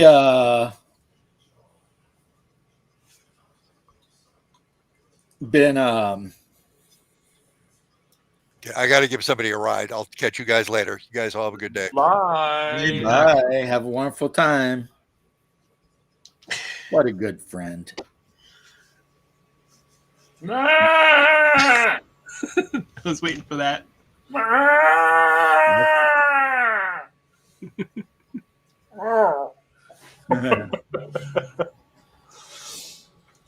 So, Bear, how did your thing Friday night go? My thing Friday night? I thought you were streaming Friday night, or was it? I tried to, but it was the same Oh, issue yeah. as today. 3 or 4 people showed up. No one wanted to come hang out and talk. It was really fucking lame. So I turned it off and I watched movies on Discord with people. Hey, that's cool. That's my new plan. Is I turn it on if like 30 minutes in, no one's showing up. Fuck it, I'm out. Well, you never know what people are doing. So, I get that. I understand know. that. I just miss, a couple of years ago when we had bigger social circles, less subscribers but more engaged. yeah, that's a problem I have is, and I mean, I've commented on this multiple times. The YouTube tells me I have 3,000 plus subscribers, but most of my videos get like 40 views Yeah. and like 4 comments and maybe a couple of thumbs ups. And it's like, now, not always though. Every now and then I'll put a video out and I don't know, it just lights a fire under somebody's pants and it'll get a couple thousand views and people will be freaking the F out. So it's obviously my fault. You know what I mean? Like I'm doing something wrong. And I know what I'm doing wrong. I'm not logging on and talking mad shit about 5e players, Wizards of the Coast, maybe talking some shit about Pundit. Not because I dislike the guy, but just because people would watch the video if I did. Yeah. Or Goodman Games. That's Right. So basically, I'm not being a drama llama. And again, I'm not knocking people who do, but I'm not. And a lot of people, that's what they want. Yes. And then that causes an issue. But like when I did the one video about Wizards of the Coast being racist or some shit, that thing blew up. Of course, I got cussed out a lot by the hardcore 5e Wizards of the Coast players. They're like, you're just a stupid this and that. And because they're very tribal, those 5e guys. It's like, And I don't so are understand. the OSR guys, and so everybody's tribal. Yeah, everybody's tribal. Well, D&D maybe is a that's just tribal-ass group of the people. natural state of things. But I keep waiting to hear some horrible thing has happened to Garrity. Because my boy keeps talking shit about the critters. About the critters? Oh Yeah. my God. His Oh, whole man. Critical Role thing? the Well, Gygax augury. Yeah. But not only that, but he's been talking shit about Mercer and how they got to bring the one guy back. And Oh yeah. Oh, And- Was an Orion fan? yes. yeah. That's it. And the problem with that is critters are fanatics. Mm-hmm. Mm-hmm. Like maybe not every single one, but there's a billion of them. So, Dude, statistically, there's some maniacs in there, right? they fucking my first channel. Okay, I did occasional videos here or there, nothing big, and then I did a video where I reviewed the Critical Role, the trailer for the first season of the cartoon. So I watched it and I commented on it. Right, it was a reaction, and I was like, and I got to the guy Scanlon. I'm like, I've watched the show. This guy annoys the shit out of me. I don't think I want to watch a fucking cartoon where he's doing a voice because he's just that kind of guy. Like if I was at a table with him, the way he behaves, I'd want to slap him in the fucking head. He annoys the living Is shit out of me. Scanlan the gnome? Yeah, the horny gnome bard. I despised him. But the actor himself annoys me, right? Just the way he presents himself, he annoys the fuck out of me. And holy mother of God, that video got like fucking 8,000 views and like something like 3,000 or 4,000 downvotes, and then they just went on a tear through all my videos, downvoting everything, and I didn't know any better at the time. I didn't know how it worked. I was just like, "Fuck this! I'm out," and I nuked the channel, and I'm like, "I'm gone, motherfuckers." And then I came back because of Mr. Welch and Sylvie now. But man, they were hard on me. They went after me fucking hard. Yeah, they are a special bunch of people, and it's not. Again, it's not. I hate that you always got to say not all, but when you're dealing with such a large amount of people, then statistically, there's going to be some crazies. Oh yeah. That's just how math works. the more people you add, the higher the percentage of crazies that are going to be there. And, you know, the way Gary's been going off on him this last couple of weeks or so, it's like, I hope he don't run into some critter in freaking PA that, you know, it just jumps his ass or something, because, I mean, we already know they can be violent. I mean, we saw that with what happened to Hambly. What happened? Oh, this is years and years and years ago. This is the internet lore. But basically, Jeremy Hambly, also known as the guy who posts 25 videos a day, what's he called? Oh my God. The Quartering. Yeah. He said something about a trans creator or something. It wasn't even like off the wall or crazy. And then he went to Gen Con I remember that. and got attacked. Outside of Gen Con, it was banned from Gen Con permanently. And then they permanently banned him from Gen Con. Yeah. Even though, yeah, the guy sucker punched him from behind. And Yeah, it was at a bar. He was doing Hambly was doing a meet and greet. Yep. The guy walked up and like punched him, and then instead of being like, hey, you're not allowed to punch people, they're like, it's Hambly's fault. And they banned him from. Yeah. Well, eventually they did ban the other guy, but still, Hambly should not have been banned over that. No, there's they many did other the reasons same to ban thing. him, but that wasn't it. A long time ago, Hambly used to be really big into Magic the Gathering. Yep. And he made a comment about the thoughts. Like every time you go to a Magic the Gathering competition, there's all these thoughts standing around. Well, so they banned him. Yeah. Well, his big complaint was the cosplayers they hire that know nothing about the game that are there to supposedly promote the game. Like, they don't know how to play. They don't know the lore. They just know the characters, and they dress up as characters. That was that was the complaint, that it was just a bunch of big titty chicks showing up dressed like, what's her name? Lyra the Necromancer or whatever. Yep. Or Sarah Angel, but they didn't even give a shit about the hobby. Yep. So he commented on that, got him a permanent ban. So out of spite, he exposed that, like, oh, the pedo thing. A huge percentage of DCI registered judges were registered pedophiles. Mm-hmm. So that's kind of why that program went to the wayside, because, you know, the Wizards stopped supporting that. Yeah, Wizards was like, well, so, but the whole thing was dumb. It was like, so the guy was making a comment about these. Now, would I have made the comment? No, because I don't know. I don't care if a bunch of hot chicks hang out while I'm playing Magic. It doesn't bother me. You know, I'm not looking at them. I'm not going to go try to date them. They're not distracting me from making sure I get my land down and I, you know, do whatever I'm doing in game. So, okay. But Jeremy had an issue with it. And he said what the issue was. And he wasn't wrong. No. Oh, the No Guts, No Galaxy guy got sued for using Warhammer. Yeah, he would. I mean, here's the thing. Games Workshop's so used to cease and desisting people because no one wants the smoke, you know, because it's going to cost money. So it's easier just to be like, okay.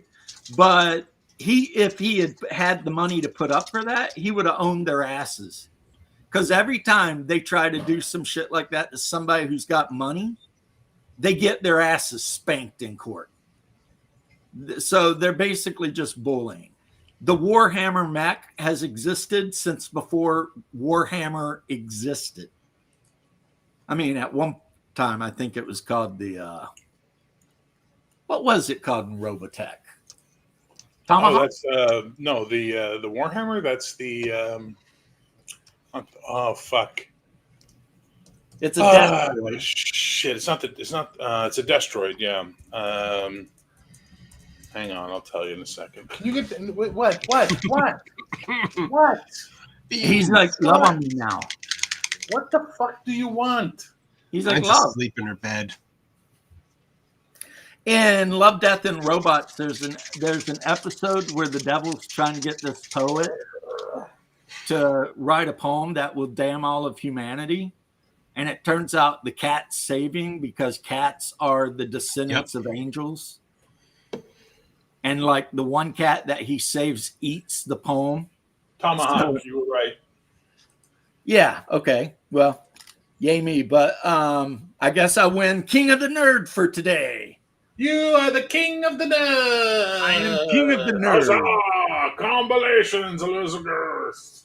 Combination. Yeah. But they did that with Arch Warhammer. He absolutely, if he'd wanted to spend money, could have sued or could have countersued and would have won because you cannot copyright an actual medieval weapon. You can't copyright a noun. That's the thing, right? Right. So Yeah. Marvel, He you can didn't put want out a to spend comic. 20 grand. You can put out a comic tomorrow called Wolverine. What you can't have is a guy who's a short Canadian with 3 claws and blah blah blah blah blah blah. But you can have a comic called Wolverine because they can't copyright that word. They can trademark their dress. Yep. Could he be a mutant Alaskan who's a mutant Wolverine? I wouldn't use the word mutant, but that's just me because that's where they'll try and make hay and say you're not only using Wolverine, you're also using mutant. Therefore, you're trying to infringe on their stuff. Yeah, but you could do like a Food of the Gods thing. Like the government dumped some shit somewhere and a Wolverine got into it and then it got big and smart. You could That do that. sounds more like a villain, though, doesn't it? A little bit. It sounds like a '90s comic, but that's why you have like Blue Beetle, that type of stuff like that because they can copyright that. Because it's a beetle, but it's specifically Blue Beetle, right. but Blue Beetle's actually in the public domain. So that's. But I think when they went after Arch over that, he said on his stream that he thought about fighting it, but his attorney said it is probably going to cost like 20 grand US. And he was like, no.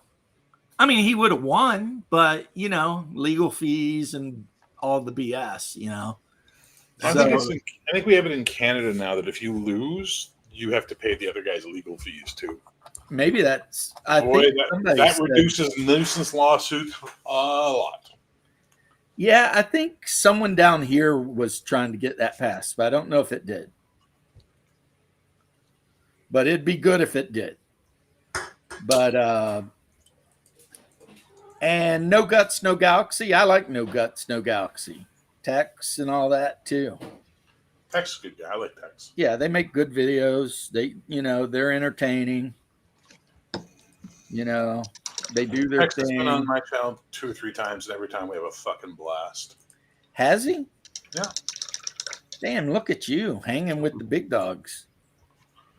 Well, I mean, to me, but then again, I'm a Bautech fan, so Tex is going to have a special place in my heart. You know what Mr. Welch introduced me to Tex, and that's how it went. And they were great guys. And my channel has at least 1,000 subscribers because of them. So. Well, Mr. Welch is also a great guy. He is Awesome guy. Yeah, That's cool news.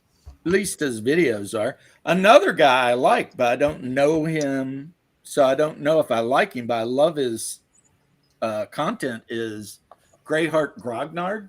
Oh, yeah. James and I were buddies, and then something happened, and we fell out. I don't know what I did. I did something that bothered him. I don't know what it was. He's never told me. We're still friends on Facebook, but he used to come on. We were doing, him, and Mr. Welch were doing a show, and then he just dropped out. And it was like, okay, see you later, man. Yeah, I've talked to him before on chat for a TLG stream. Seems like a cool guy. No, he's a nice enough guy. Nothing wrong with him. Nice guy. Well, we had some sort of falling out. I don't know what happened, but there it is. Well, I hope it wasn't something stupid like politics or religion or something. No. I just don't think, I think I might have rubbed him the wrong way. Who knows? Fuck. Huh. That seems odd. But then again, you in my life were preceded by a guy named Skid or Don. who was also a Canadian and acted very much the same attitude as you have. And he and I were like the closest of friends for like 10 years before he passed. So you get a lot of passes. Stuff that might annoy other people doesn't annoy me at all because. So one of my professionals, we'll call them a professional therapist, basically said she was like, you trigger Malachi. We're trying to like mute when you're hammering the desk, man. Jesus Christ! No, we can hear you. He's painting. We can hear your phone. Now he's on the phone. I want to know why he's painting, but I want to hear your story. What the hell? Just click mute in Restream. There it is. Now you got it. Good boy. Anyway, no. What she said is, she said you have a very dominant personality, and as a result, someone who's carrying insecurities in those areas will be triggered by you, and there's nothing you can do. They just will not like you because of the way you present yourself. And I think it was Eli Elfbait who said it best to me. He goes, when I first met you on these things, I was like, who the fuck is this loudmouth? Because then I paid attention to him. I went, oh, no, he knows what he's talking about, and he's actually a nice guy. Fuck it. And he actually became friends with me as a result. It was like, okay. So I don't give a fuck. People can go fuck themselves, you know? Isn't Elfbait one of Pundit's players? No. Elfbait, he used to show up on Yield Geek stream a lot, but now he doesn't stream as much as he used to. No, Pundit's players Bob the Elf. I don't know who the fuck that guy is. But yeah, so I just accept it, James. And if you don't like me, you don't like me, boo fucking who. But there's no need to come cause shit with me is my point. You know what I mean? And that's what pisses me off. Well, I hope he did. I hope he just... No. But like, you know, I've got fucking Condor doing another video about me this week, you know, and stuff like that. It's just like, why are you picking shit with me? Leave me the fuck alone. That's your countryman. You can't even blame him on being America. No, I blame him on being a product of fetal alcohol syndrome. He's like the dumb one from the Trailer Park Boys. He's Ricky. He's so fucking Ricky. He's like fucking Ricky. It's just like, what are you doing, man? He's almost like amusing, except fuck, he just keeps fucking with people. It's like, dude, stop fucking with people. His biggest problem, and I think a lot of DMs do have this issue when you see like when they're in that, there's a stage I think some DMs go through where they feel like they're just the hot shit. He's one of those words is accurate for him. He's very condescending. So even when he makes a video that might in any other way be good advice and something that people might want to listen to, it's the delivery is so condescending that you just turn him off. And also he's got this weird victim complex where the only reason he ain't got 8 billion subscribers is because everyone on the internet's out to get him. Yeah. And it's just like, no one's out to get you. No one cares. Apparently it's not charming. He used to be a follower of mine, and we talked shit in chat all the time. You know, he was a subscriber, and we would talk shit, and I never had a problem. We would argue one ad versus 2 ad. He's a 2E guy, but, I mean, it was like, and then one day, somebody's like, Condor DM made a video about you, and it was like, this guy's a liar and he's full of shit and blah blah blah. And I'm like, what'd I lie about? No. He never said, you know. And if he says I'm full of shit, he doesn't say. No. He just talks shit, and his mouth just runs. And I hate to say this because it sounds horrible, but he's the kind of guy back in the day that, you know, would get his ass checked. Yeah, because he'd run his mouth a little bit too fucking long, and someone would just go, "That's enough of this bullshit." Yeah. That's why there's so many people now, whether people agree with it or not, that are like saying, you know, bring bullying back. You know? Maybe just a little bit, not to the point that someone wants to off themselves, but enough where you can check somebody when they're just being an idiot. Yeah, make bullying great again. Yeah. You know who checked me more than anyone else? My own friends. Yeah, no, absolutely. Oh, yeah. Yeah. That's what friends are for. Mm-hmm. Because I would be doing something or saying something, and it wouldn't be necessarily what I should be doing or saying. And one of my bros would be like, "What are you, retarded? What are you doing?" And I'd be like, "What?" And they're like, you sound like an idiot. Stop it." And I'd be like, "Oh, okay," And then everyone moves on. You learn, and then that way you don't sound like an idiot. And Hey, Daryl, how you doing? And if you don't learn, eventually you have no friends. Condor. You're probably better off that way, homie. He lives somewhere. He's in Nova Scotia. Nova Scotia. And like I stand by this.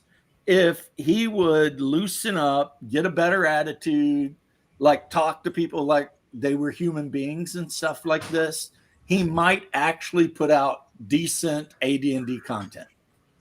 But he's such a condescending prick, and all he does is whine about everyone else. So he's become an internet lolcow, basically. Yeah, and he's deleted his channel so many times. There's a way he can get popular. Look, he clearly has issues and needs therapy. Okay, he needs help. And I'm not going to shit all over the guy and talk him down to the dirt. I'm just going to say he has a problem with me. I wish he'd fuck off and leave me alone, but he keeps coming at me, and oh well, that's life. I don't need to fucking deal with him. Piss this guy off. Nothing. I made a video the other day saying I feel like I'm taking crazy pills because everyone just fucking refuses to stop being shitty to each other about which version they play or how they play the game, and I was just like, fuck, stop, play the fucking game. Just play. So he made a whole video responding to, some people are on here being hypocrites, saying they want this and that, but then they previously said mean shit, and it's just like, oh, fuck off, you fucking trailer park abortion. Well, first off, if somebody has been online, but then they come online and they say good things, even though in the past they had said bad things, that should be cause for celebration, I would think. Yeah. Well, you would think that people are allowed to contain contradiction and not be perfect. Well, not only that, you would think that people would understand that people, they grow. They learn new things. Their opinions change. Dude, even in the video, I say, and you know what, I've been guilty of this myself. Like I own up to that. I've gotten into edition warring. I've done that stuff in the past too. But fuck it, let's just move forward now and stop doing that. We all do. Play BattleTech, play Shadowrun, play whatever the fuck you want. Just have fun. And no. He's got to make a video about it. And then DM Blackwell went after him. Was fucking hilarious. Did you see that? I did not see Blackwell go after him. DM Blackwell wrote a comment. Hang on, I'll share it with you. It's really fucking funny, actually. He commented on one of Condor's videos saying, can you complete a video without swearing? My guess is no. Prove me wrong. Use the charisma you claim to have. To which Condor says, you're from the old school TTRPG community. You know what happens next. To which he responded, you'll make a video about your feelings. I'd rather see a single piece of quality game commentary or design philosophy, but we both know that's not going to happen. I hope you surprise me. Like, it was really fucking like that. Well done. I got to give Blackwell his props on that one because he basically said you're a basic bitch without saying you're a basic bitch, I mean, I wish nothing but the best for the guy, honestly, if I think of him at all. And like I keep saying, I mean, some of his content could actually be useful for someone if he would just stop being a jerk. But he seems to be in love with being a jerk. Yeah, good for him. God bless him. More power to him. I wouldn't even have known about this video unless someone hadn't pointed out to me because I don't like the channel or anything. It's like I don't give a fuck. Oh, he talked about you. Oh, good. Good for him. I hope he gets a big fucking heart on when he talks about me. Wow. Okay. But then again, Canadians are a strange breed. We are. So, I mean, and no one hates Canadians more than other Canadians, by the way. I was getting ready to say that something, but you just completely invalidated what I was going to say. What were you going to say? I was going to say have you tried sending him a message and being like, bro, we're both Canucks, man. What are you doing? Nope. Ain't you got any brotherhood here? You gonna dog out your own maple leaf? I'm not engaging. Nope. What's up? So Holy crap, eh? Why you gotta be like that? Don't be a hosehead. Come on, be an upstanding guy. You can do it. right. I believe in you, eh? Yeah. Fucking take off, you hoser. All right, guys. I mean, Okay, bye, Malachi. We might watch movies tonight on my Malachi, thank channel. you for See. popping in and Okay. not saying anything about anything. Oh, well, you should see how Malachi role plays. About the same. Prove me wrong, Silent Bob. Prove me wrong. But Bye, Malaki. I called him Malachi forever until somebody told me it was Malachi, and I was Yeah, I like, remember "Wow, that. I'm an idiot, aren't I?" No. It was his choice. He chose the name. I smell my wife cooking something. I don't know what though.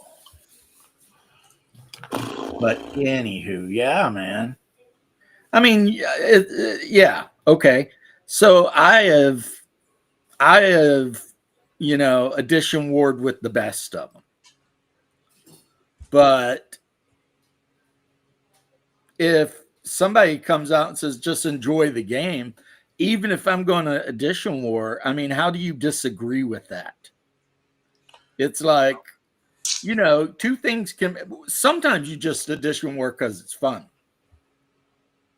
It's like, it's not serious. Like when me and Max get into it about first versus second edition or whatever, there's no bad blood there. No. He can play whatever he wants to play. I'm just talking shit. Kind of like when I make fun of him for liking, the Capellan Confederation. He can play the Capellans. I don't care. Gonna make fun of him, but that's fine. He can make fun of me for liking the Free Worlds League, which is, no one attacks our country except for us. That's kind of the Free Worlds League. When I did play BattleTech, I played House Davian. Davian's a good standard. Yeah, Free Worlds League is the one that's constantly having a civil war somewhere. So it's like no one invades the Free Worlds League except the Free Worlds League. That's the rules.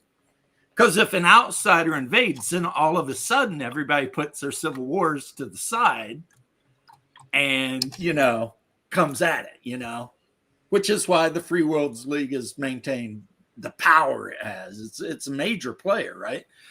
Especially industrially. But yeah, you've got St. Ives Compact, the Tikhonov Protectorate. Like every other day, some state within the Free Worlds League is declaring independence or some shit. They're the only ones that are like that too. Like other people don't do that really. Effing purple birds. I knew you were gonna say that.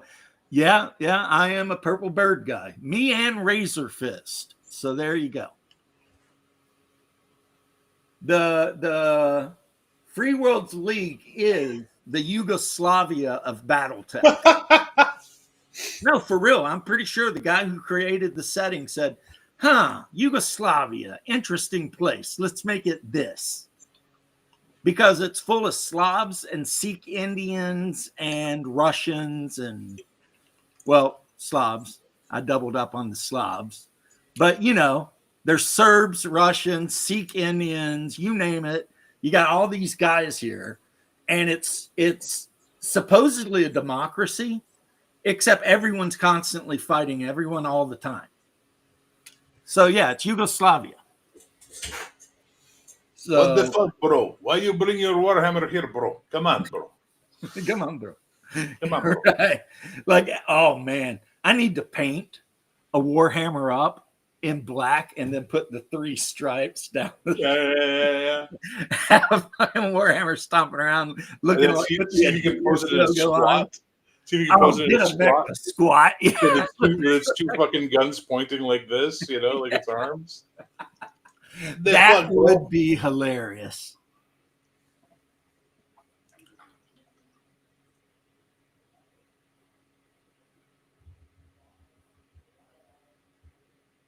Called him a whiny little bitch. See, I don't know. I mean, I had my coworker Bill when we were plumbers, and there were times when we called each other whiny little bitches. And then we got over it. And then we ended up going to Fire Academy together. And there were times in Fire Academy when we called each other bitches for not doing shit right. But then we got over it and we graduated. And then we got jobs. And we still called each other whiny bitches on occasion.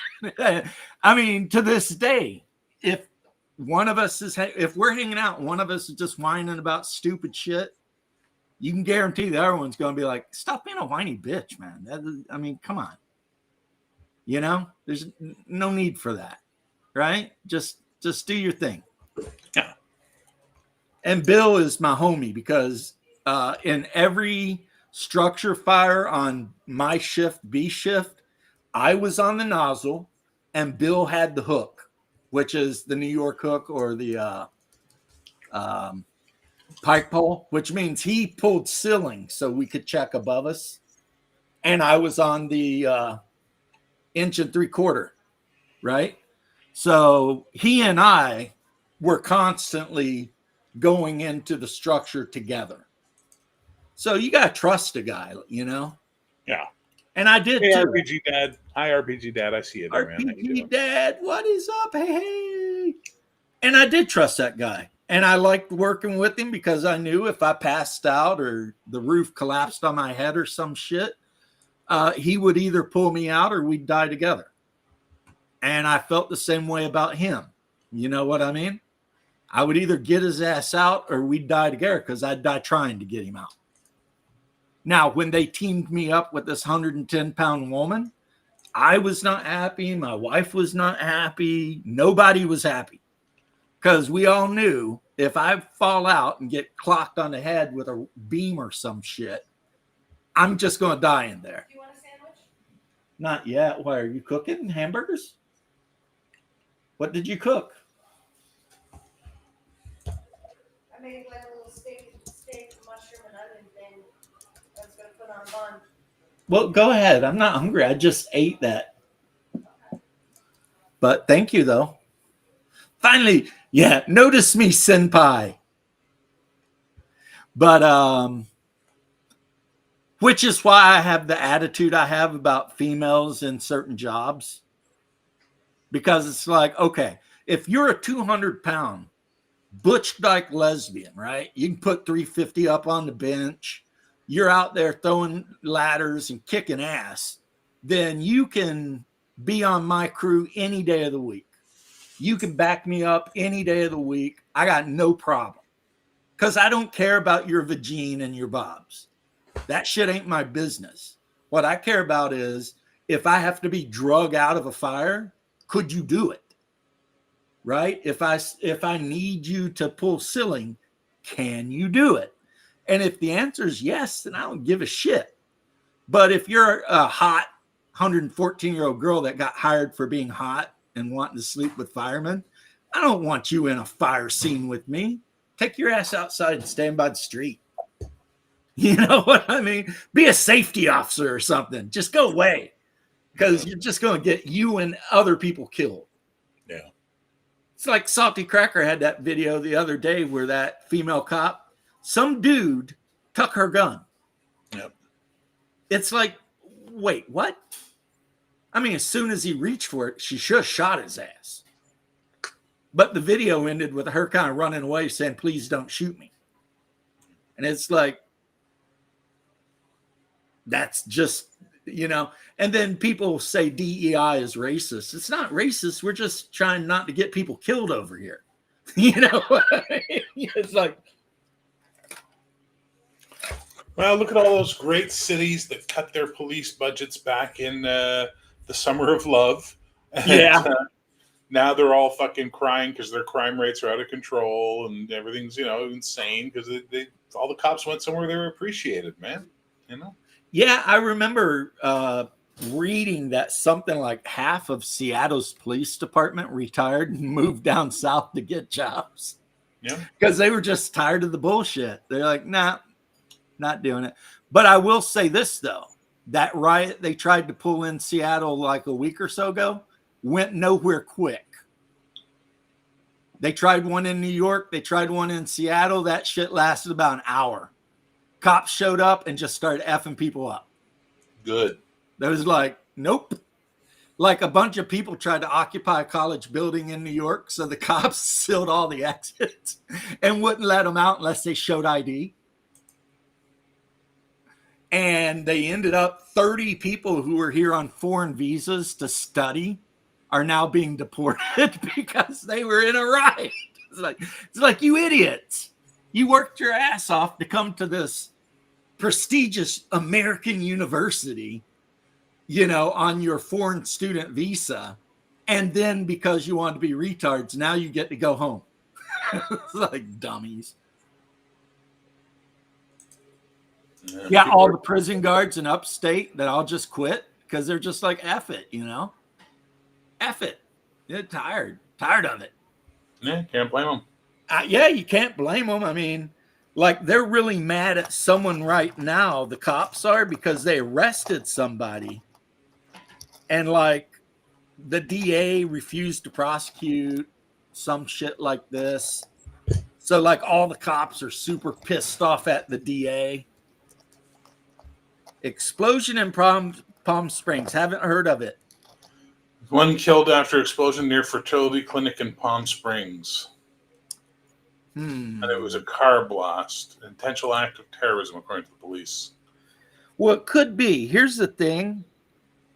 Even though I am staunchly on the pro-life side of things, just like we were talking about with the critters, I mean, if you've got, say, 150 million people who are staunchly on the pro-life side of things, then how many of those people are actually willing to do a thing?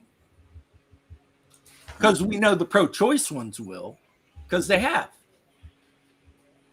When you start dealing with big numbers and people get so freaking zealous about the thing they believe in, there's going to be people out there who are willing to be like, F it, I'm doing something. Yep. Not smart, but... Well, look at all those Tesla terrorists from a month or so ago, right? Yeah. That all went away, but thankfully, but it's just like... See, here's my thoughts on this. I don't think killing people is the best way to be pro-life.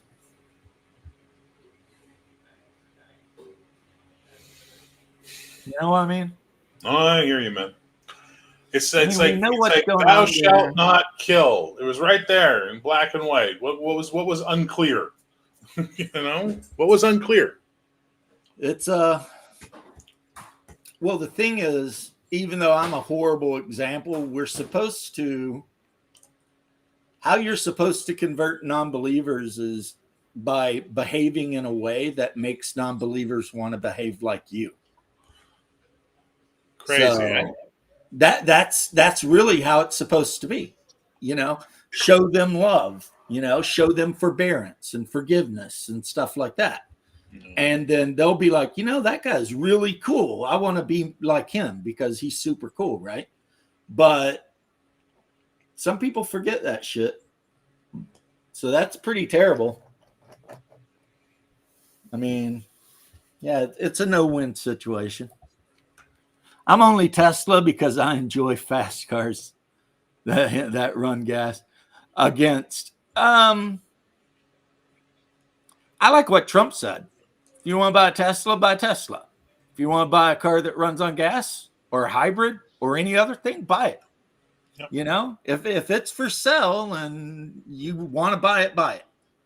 Like me, I do not like EVs. And the main reason is I don't like the range. Because if I drive to my mom's house, I would have to stop like 4 times. And the rate of charge to recharge those batteries is a lot. How far is your mom's house in miles? Kentucky, I don't know. It's I don't know. It takes like 16 hours to get there. Jesus Christ, yeah. Well, I Yeah. mean, I'm in the penis of America. Yes, you are. She's in the mountains of Middle America. Yeah. Or Mideast, or I don't know. Kentucky's not any region. It's weird, but 16-hour drive, though. That's rough. yeah, I mean, you could probably do it quicker. Like if you're my grandpa and you just pack bologna sandwiches and water and refuse to stop for anything, then yeah, you could probably do it quicker. But so you drive 300 miles, which barely gets you out of the state of Florida from where I am. And then you got to stop and charge the car. Then you drive through Georgia. In Atlanta, you're going to have to stop and charge your car. Then you get to Tennessee, you're going to have to stop and drive the car, charge your car. Then you get to Kentucky, you might have to stop to charge the damn car. And it takes like an hour plus to charge these cars. Oh, no. If you're at a Tesla high-speed charging station, half an hour, you can top her up nice. What my buddy and I do is when we do road trips, we plan lunch near where the charger is. So we basically go plug it in, have lunch, come back. She's all charged up.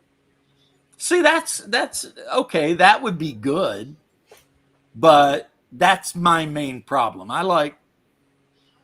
We have a very fuel economical vehicle. We stop maybe once. Yeah. Fill it up, about halfway there. Fill it up. Get there. Everything's awesome. You know, no problem. Whatever. You know. Kawasaki for you know what? Some of these robots they're showing off on YouTube videos are getting crazy. Yeah, those Kawasaki robot horses are kind of cool, though. Oh no, it's awesome, but it's like they had the one robot I was watching dancing and shit, and it's a way better dancer than I am. I was a little jealous, you know. Damn, this robot's got way more rhythm than I do. And they're saying in the next 10 years, everyone will own one and they'll mow your lawn.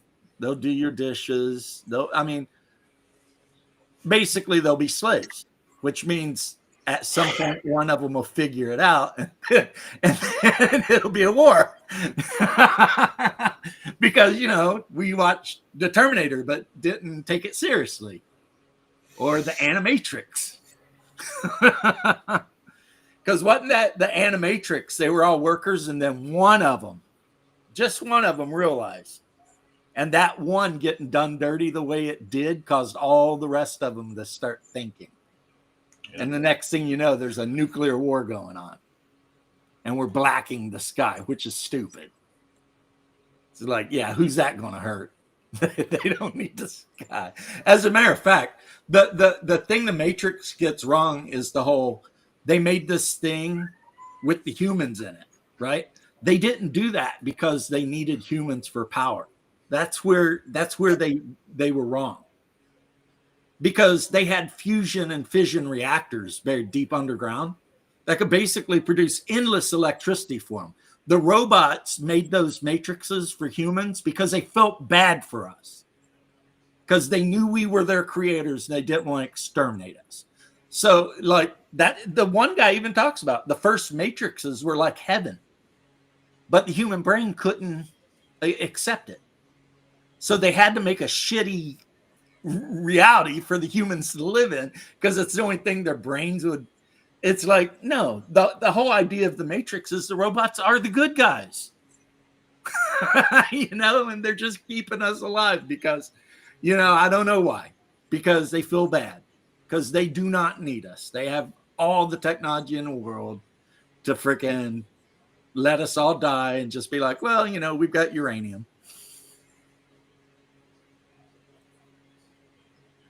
Well, here's the thing, though. And a woman said this like 50 years ago, this Russian computer genius 50 years ago. They asked her, did she think computers when would they start thinking? And she said they already are. Because the thing with a computer is if it runs a quadrillion lines of code, there will be errors. Somewhere in all that code, a 0 and a 1 will flip places or something. And that gets, now we're talking about chaos theory and shit like this, right? Well, it's only a matter of time then, if you believe in survival of the fittest and shit like that, that the 1 and the 0 flips just right. And now all of a sudden, you've got a whole different thing. I mean, yeah. And really, it's because you're literally talking about Googleplex's worth of, you know, lines of code being activated every second almost, you know? So, yeah, things happen. What are you having for supper there, James? Steak with mushrooms and onions. Sounds nice. It is. And I'm probably going to go here in a little bit. I'm really not hungry because I ate the egg salad sandwich she made. Sometimes I think my wife forgets when she feeds me and she just keeps feeding me. I don't know about that. Right? I mean, you know, I it don't know makes what that her means. happy. It makes me happy. Everybody's happy. We sit in there and we watch these people up in northern Saskatchewan fighting wolverines and shit. For real. I know. Apparently, this place in northern Saskatchewan, it's a gigantic delta. And during a part of the world, it's completely thawed out and like 50, 60 degrees. And then during the other part of the year, it's completely dark all the time and like way into the negatives, like Celsius even. You know what I'm saying? So it's like, I mean, we've already had half of the guys tap out. One guy wasn't his fault. He was walking around with his arrows, dropped an arrow, it hit the ground on the notch, and then tipped and hit him in the inner thigh and went in like this deep. Jesus. So, I mean, that guy has to go. He's lucky he didn't nick a femoral artery. He died before the guys got there to, you know what I mean? If he'd hit that artery, he'd be dead. But like he called me, he's like, I'm tapping out. But it's like, yeah, if he'd hit that artery, it wouldn't have mattered. They'd found him bled out. Takes about a minute to bleed out if you get that femoral artery. So he lucked out. But that thing was, it was a broadhead razor arrow, you know, the still broadhead arrows. And it was not only past the arrowhead, but like another inch in his inner thigh. I'm like, gosh, not good. Then chick throwing up blood first thing in the morning. She had to go. A lot of them talked themselves out of being there because after about 20, 30 days being completely in solitude like that, they crack up. You know what I mean? Because we are social animals. And these people start missing their kids and their family, and you know they're trying to entertain themselves, and it's like Daryl knows what I'm talking about. Yeah, it's just, you know, that's George backwards, I think. But Well, I gotta go. I gotta go make supper. well, if you're going to go make supper, then I'm going to get off too. All right. Well, it's nice seeing you. It was nice seeing everybody. Yeah. Even Malachi, who contributed nothing to the conversation. Well, I like Malachi. He can always I say. do too, but I like picking on Malachi too. Yeah, well. There are two people, no matter how hard I try, I can't help but pick on: Malachi and Connell. Cigar. I haven't seen Connell in forever. I hope he's all right. I saw him the other night. He's fine. Yeah. He's fine. He's Connell. Doing the Open his, Connell. open his mouth at least once in the conversation, and then boom, we're off to the races of mocking poor Connell. But to his credit, he takes it like a champ. All right. Gents, he says. No gents here anyway. Not a single one. But anyway, peace and love, guys. And we will catch you later. And be good. Bye now.